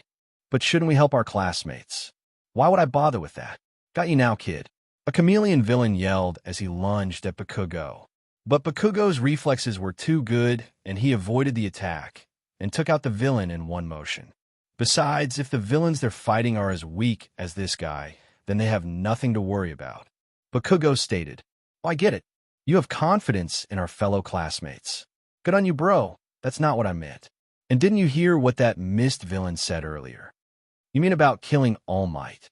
Yeah, they wouldn't be able to do that with army of scrubs like these losers, but that bird guy from before is different. Yeah, he did look pretty intimidating. And that hand guy from earlier. We still don't know what his quirk is, but his aura sets him above these chumps. And the mist guy's quirk would definitely be a problem. Do you think they could do it? Could they actually kill All Might? They wouldn't launch this attack unless they were confident. So let's mess up their plan. First, we take the mist guy and cut off their only means of escape. But our attacks didn't affect him earlier. That's because we were aiming at the wrong spot. Bakugo said, confusing Kirishima. When the mist was blown away, I saw some sort of metal bracer in the mist. That must be his real body. Now that I know where to aim, all I need is a good hit to take him out. Okay, and how do we find the mist guy? We're still lost. You moron. Weren't you paying attention when we entered the USJ? We're in the area with the collapsed buildings, and judging from the view from the window, I'd say we're on the top floor of one of the skyscrapers. Let's get down to ground level, and we'll be able to find our way out. With that, Kirishima followed Bakugo out of the building. Back with the students at the entrance. Kirojiri was facing down the rest of the students when Ida spoke up. You fiend, what have you done with our friends? Well, I said I would do. I spread them throughout the facility to meet my comrades who were in the other areas. Tell me, young hero, how long do you think they'll last against my compatriots? Ida grimaced at this when 13 got his attention. Ida, I need you to make a break for the doors while I take care of this villain. What? You can't expect me to abandon you all. Ida, listen. They're trying to keep us in here. That makes me believe that this is the only area they have broken into. If you get out, then they can't follow you, or they'll trip the alarms. You're the fastest, so I need you to go out and get help. Surely you are not so foolish as to strategize in front of me. Kirojiri yelled as he generated more mist. It won't matter once I'm through with you. Black hole. One of the fingers on 13's glove opened up, and a large suction force began to drag Kirojiri in. Black hole, a powerful quirk indeed. But you specialize in rescue operations and lack battle awareness. Kirojiri explained as he opened up a portal in front of him and another behind 13. 13's back was then torn apart by her own quirk thanks to the portal. No! 13. Uraraka yelled in horror. Sorry kids, he got me. 13 said as she fell. Run, Ida. Shoji yelled. Ida ran for the exit, but Kirojiri was quickly upon him. That is when Shoji dove at Kirojiri and held him inside his dupli arms. I got him, run. Ida got to the doors, but they were hard to open without power. Kirojiri soon broke free and charged at Ida. Enough of this. Begone. Kirojiri yelled as he generated a large amount of mist to swallow Ida. But Uraraka had snuck up on Kirojiri and used her quirk on his bracer. I don't know how your quirk works, but I'm assuming this is your body, Uraraka stated. While Kirojiri was floating, Zero had wrapped his bracer in tape and handed the other end to Sato, who used his increased strength to throw him away. As Kirojiri flew further away, he saw Ida open the doors and escape. He has escaped. No doubt he will return with reinforcements. I must inform Tamura, Kirojiri said to himself as he teleported away. Back with Aizawa, he was taking care of the villains when Shigaraki attacked. Aizawa threw out an elbow, but Shigaraki caught it. You really shouldn't push yourself, Eraserhead. You might just fall apart, Shigaraki stated as he began to decay Aizawa's arm. Aizawa activated his quirk and kicked Shigaraki away to stop the decay. But Aizawa's arm was already rendered useless. It was hard to see because of your jumping around, but I found your tell. It's your hair, Shigaraki stated, causing Aizawa's eyes to widen in horror. You use those goggles to keep people from finding out whose quirk you erased. Impressive, but still, your quirk isn't suited for long drawn-out fights now, is it? Oh, and I'm not the final boss, by the way. Shigaraki pointed behind Aizawa. Aizawa turned to see the large Birdman before a large fist hit him. The Birdman then began to beat on Aizawa and break his bones. Aizawa tried to erase the Birdman's quirk, but the Birdman just continued to torture Aizawa. Midoriya, Melissa, and Azui just watched in horror from the shoreline. They were terrified by the power the Birdman possessed and angry at their own uselessness. Kirojiri then appeared next to Shigaraki.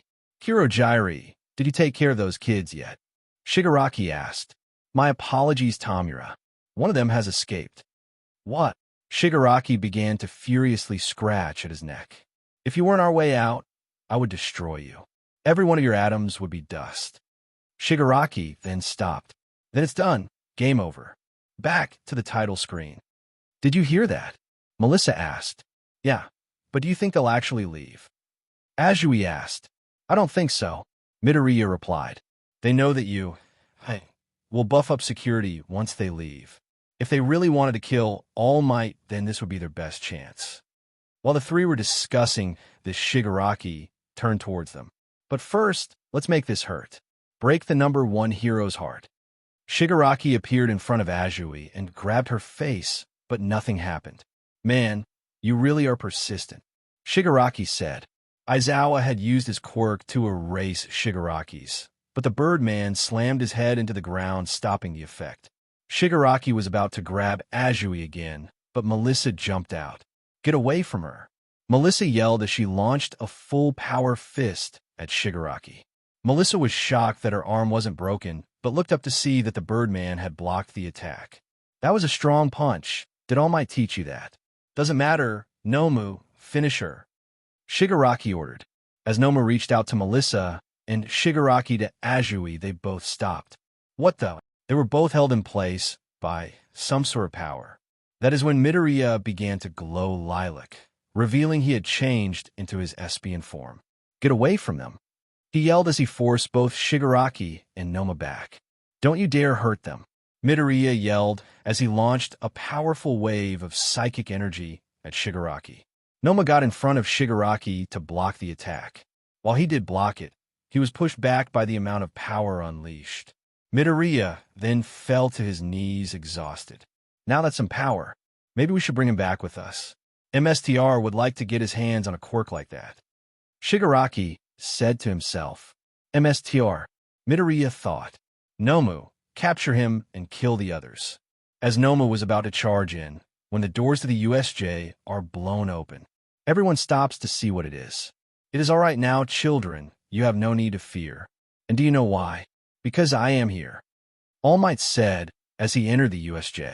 Most of the small-time villains were terrified of his presence when he vanished. Instantly, most of the villains were knocked out, and Shigaraki and Nomu were struck with an attack too quick for them to evade.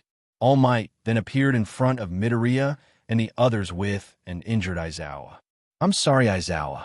I should have been here, and you had to put yourself in harm's way to protect the students. Because of my negligence. Well, not to worry. Everything will be fine now. Students. All Might called out. Yes, sir. Melissa and Azui said in response. Take Aizawa and head to the entrance with the others. All Might then noticed Midoriya on the ground. What happened to young Midoriya? He protected us with his psychic powers. I think he may have pushed himself too hard. Azui answered. Even you had to cover for me, young Midoriya. This is truly shameful on my part. Please take him as well. I will handle this. But Uncle Might, that Nomu person took a full-powered hit from from my quirk. I don't know if Dash. Thank you for your concern, Melissa, but it's all right. I will take care of this.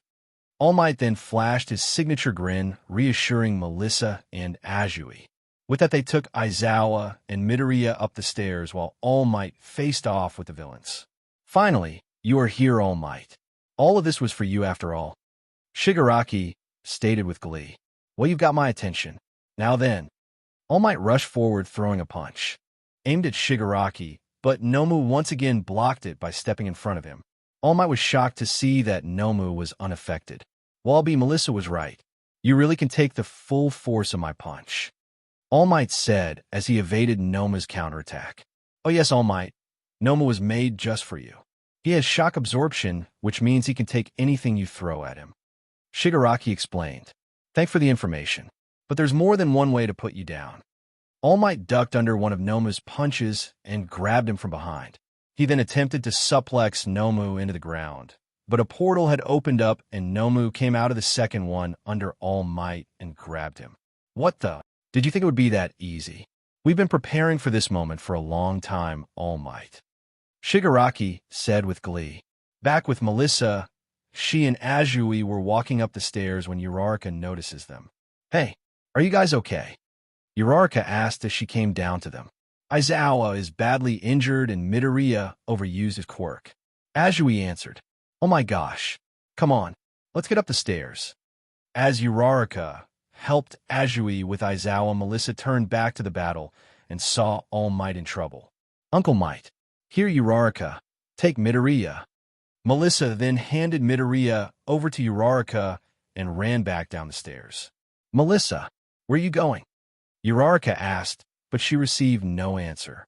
Back at the battle, All Might was in trouble as Nomu had grabbed onto his old battle wound, and All Might was in intense pain.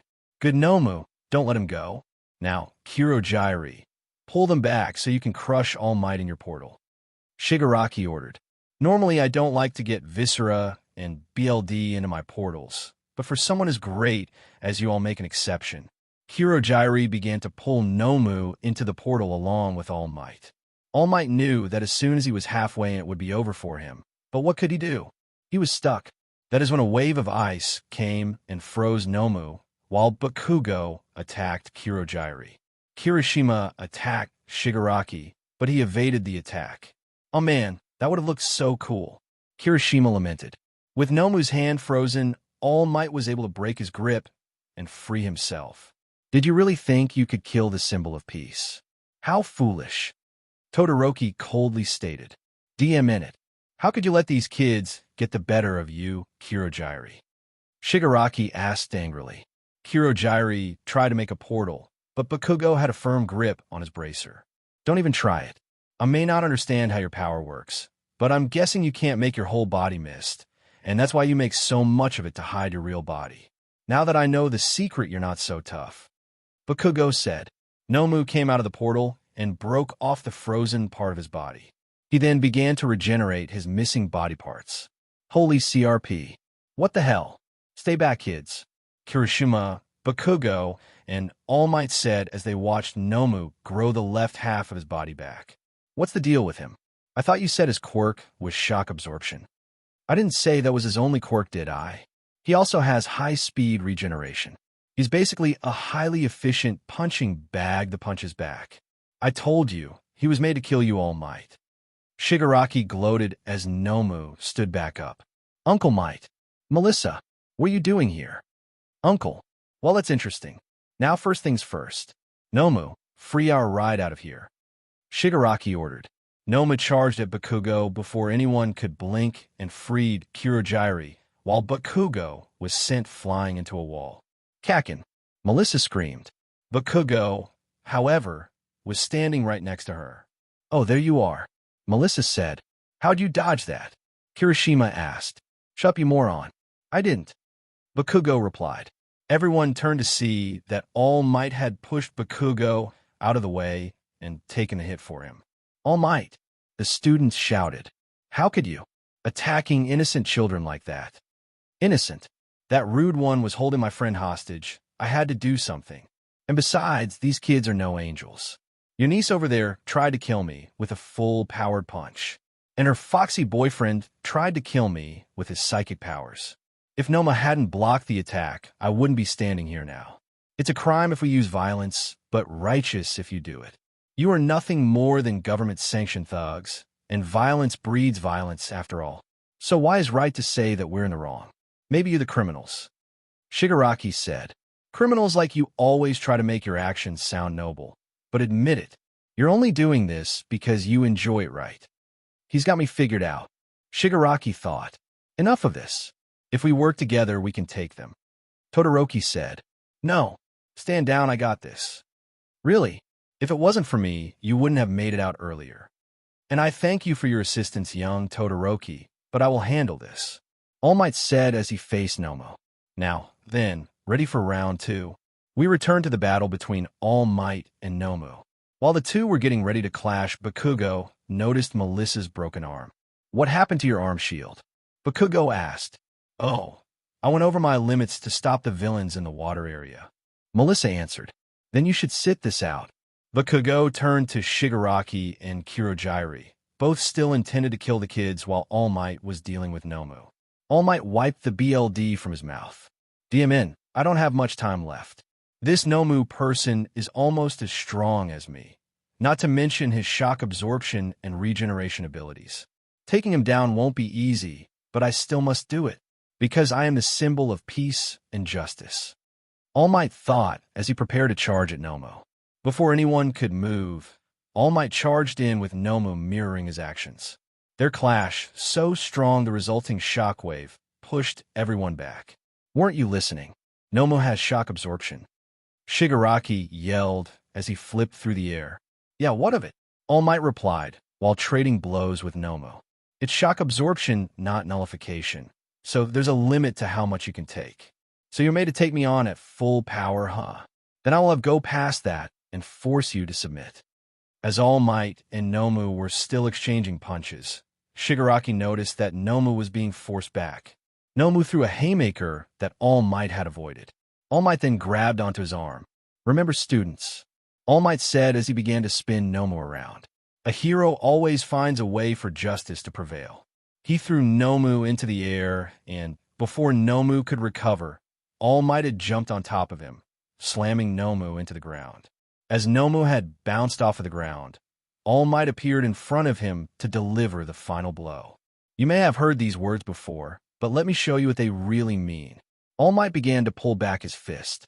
Go beyond plus ultra. All Might unleashed a massive punch that sent Nomu flying through the ceiling and into the air. Everyone just stood in awe of this show of power. Whoa, did you see that? It was like the finishing move in a video game. Kirishima said, that power. It's the reason he's number one. Bakugo said, so this is the strength of the number one hero. Todoroki said to himself. Melissa just stood there in awe of All Might's strength. Back in my heyday, it would have taken 5 punches to take him down. But today it took 300 mighty blows. So, are you ready to surrender? We would all like for this to end now. All Might said, but come on, take the bait. Leave. I can't even move while in my buff form. All Might thought, having used up his remaining time for the day. While the students were admiring All Might, Shigaraki was having a tantrum over Nomu's loss. "No, that's not fair. How could he do that to my Nomu?" Shigaraki said while he was furiously scratching his neck. That is when Kirojiri moved up to him. "Do not fret, Tamura. While Noma lost, his attacks did lasting damage to All Might, and the children are still frozen in fear. Not to mention, some of our allies are beginning to regain consciousness. We haven't lost yet." Shigaraki stopped after hearing this. "Yeah, you're right. DM in it. I was hoping they would flee after losing their biggest gun. I don't have the strength to defend myself anymore." As some of the villains began to regain consciousness, Bakugo, Todoroki, and Kirishima prepared for battle.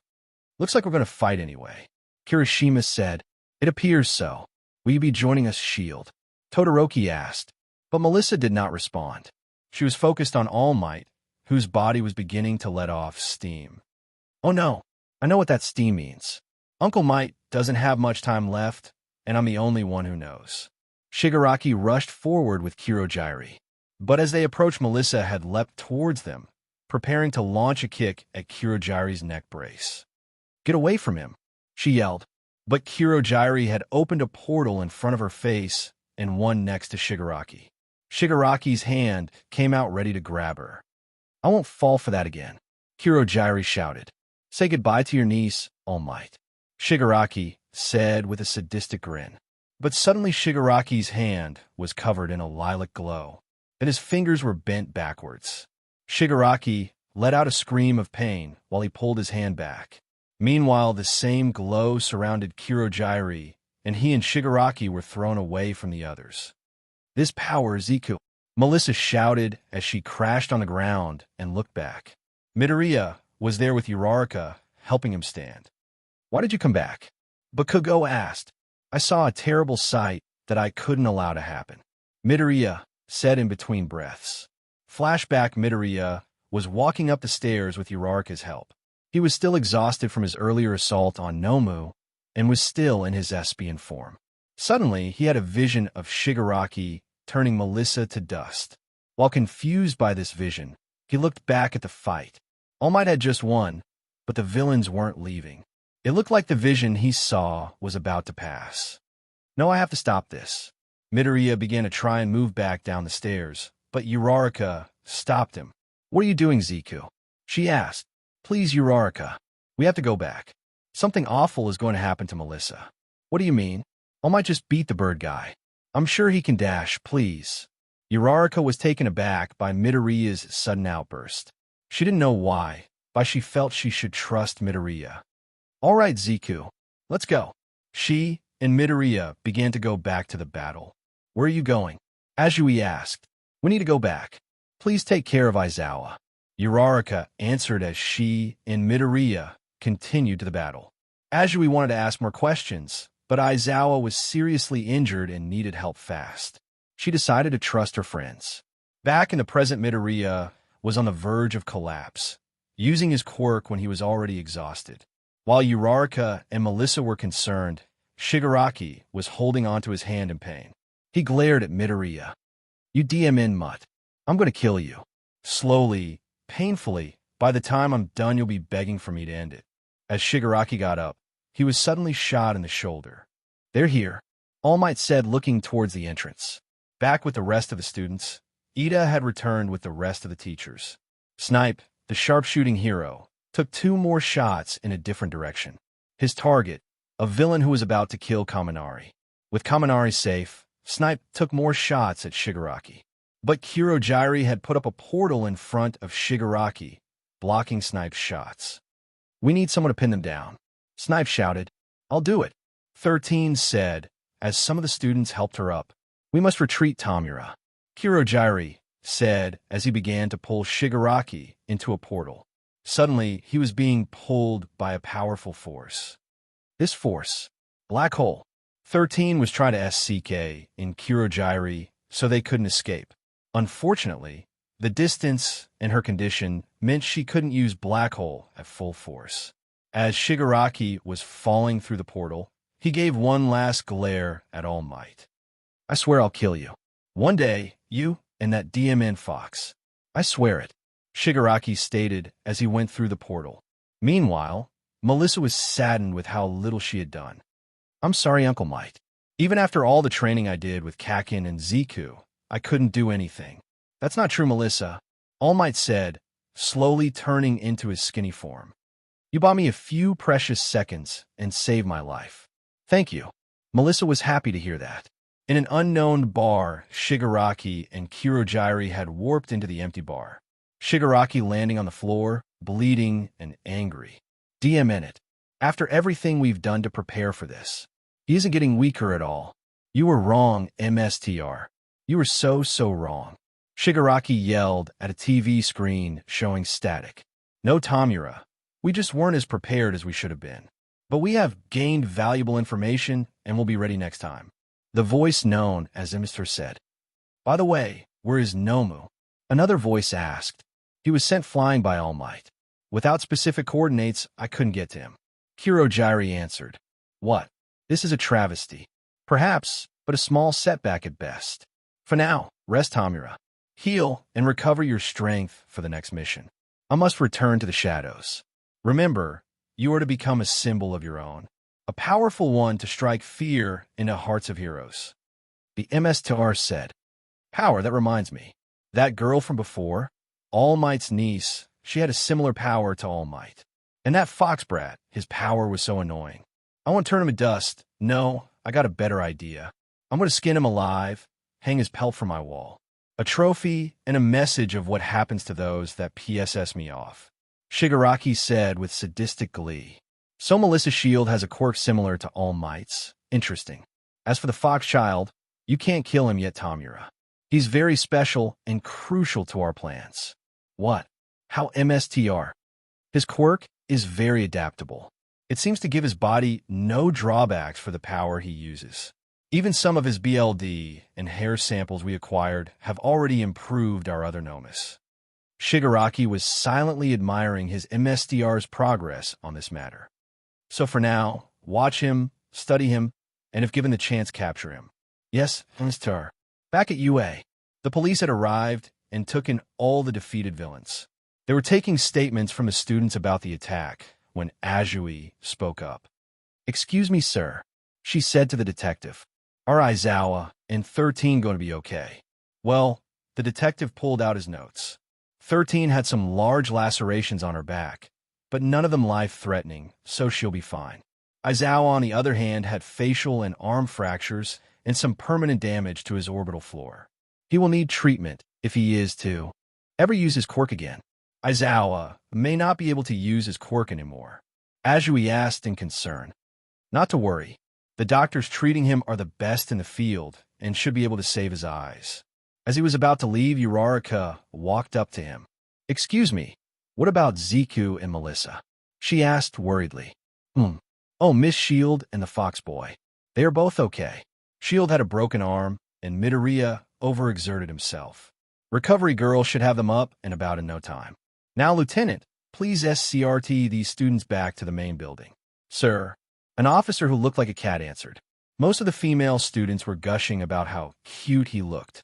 In Recovery Girl's office, All Might and Melissa were lying in bed, both of their injuries bandaged up. Luckily, with the help of the other teachers, they were able to get All Might out before anyone saw his skinny form. Midoriya was also in the office, but he was in deep sleep, exhausted from the overuse of his quirk. Melissa was looking over to Midoriya, who was in his EV form now, thankful that he was okay. She then looked to All Might, who was heavily bandaged and in his skinny form. She was worried that his time for his buff form was even shorter now. With as far as I push myself, my time has definitely been shortened. All Might said aloud. Melissa looked saddened that All Might had the same thoughts. I'm sorry, Uncle Might. No need to apologize, Melissa. I chose this path. Everything that has happened to me is due to my choices. It is my fault alone that my time as a hero is coming to an end. All Might turned to face Melissa and gave her a smile and a thumbs up.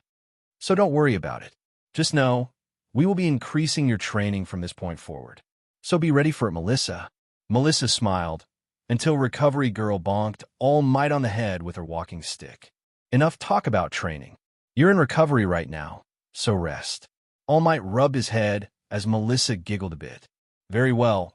By the way, Melissa, when Midoriya came to save you, what did he say about a vision? Oh, he said he saw a vision of me being killed, so he came to stop it. I see. Is something wrong, Uncle Might? Young Midoriya's quirk seems to surprise me every day. The versatility of it rivals the power of One for All. And this precognition now, it reminds me of Nightai's quirk, but different. How so? Nightai can see the future, but he can't change it. No matter what he or anyone else does, the future he saw will always come to pass. It's like a movie. Whatever he or anyone does to change the result is just adding extra scenes, but the ending is always the same. But young Midoriya managed to change the future, something even Nightai couldn't do. Melissa noticed All Might smiling at this revelation. What are you planning, Uncle Might? I think Midoriya might be able to benefit from some special training from Nightai. With that, Melissa and All Might were left to their thoughts while they and Midoriya recovered. The next day, Midoriya was at home after recovering from his ordeal at the USJ. School was canceled for the day, so the police could conduct their investigation. Midoriya was in his room when his mother called for him. Midoriya went to the living room and saw an unusual guest in his home. Hello, there is Zeku Midoriya. I am Mirai Sasaki, also known as the hero Nightai. Oh, hello there, sir. Why are you here? Izuku asked nervously. He was confused and worried why All Might's former sidekick was here. Did he do something wrong at the USJ? Did something happen to All Might or Melissa? Relax, Izuku. I'm here at All Might's request. He thinks he would benefit from some special training from me. Huh, special training.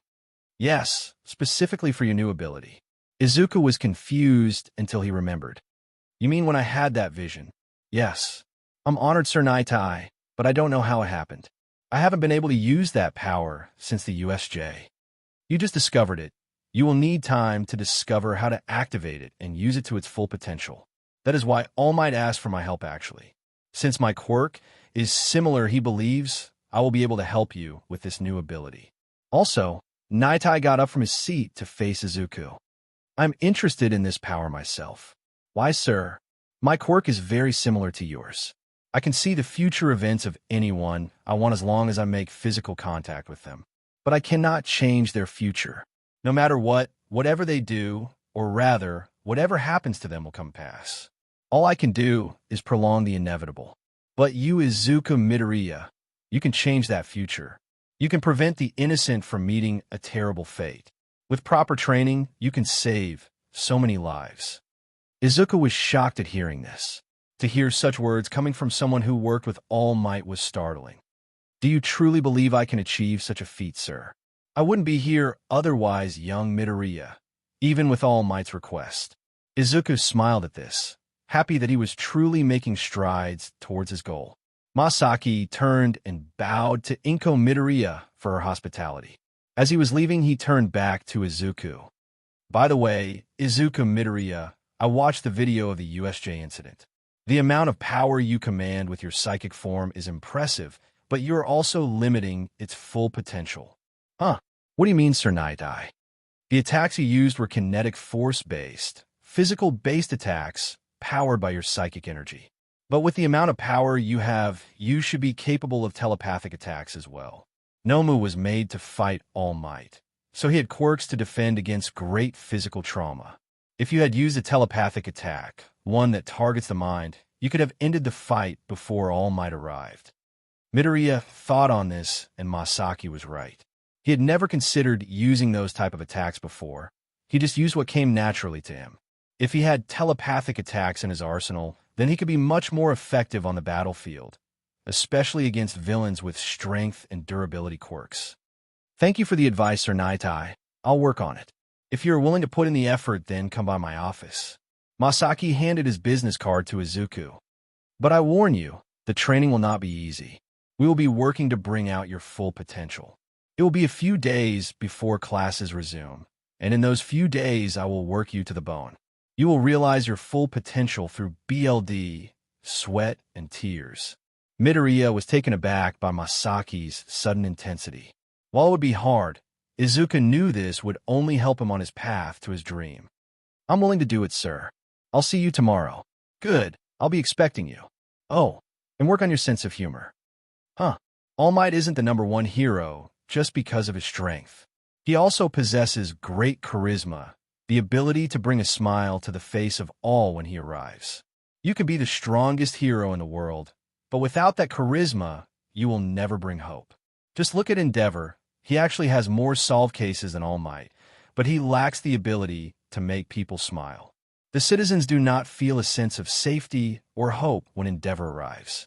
Instead, they see that he is there to do a job, nothing more. Right, I'll work on it, sir. Good. I expect you to put in 110%, Izuku. And remember, there can be no joy without laughter. With that, Masaki left, and Midoriya pondered heavily on his words. With newfound determination, he was ready to take his next step to being the #1 hero. Thank you for joining us on this journey through What If Deku Had Adapting Fox Quirk. We hope you found it as captivating as we did. A big thank you to the Crimson Yinglet for creating such an engaging story. Don't forget to visit their profile on fanfiction.net for more fantastic works. The link is in the description below. If you enjoyed this video, please give it a thumbs up, share it with your friends, and subscribe to Zenin Fanfics for more intriguing explorations into fanfiction and fantasy. Your support helps us create more content like this, and we love hearing your thoughts and suggestions in the comments section. See you soon in the next video.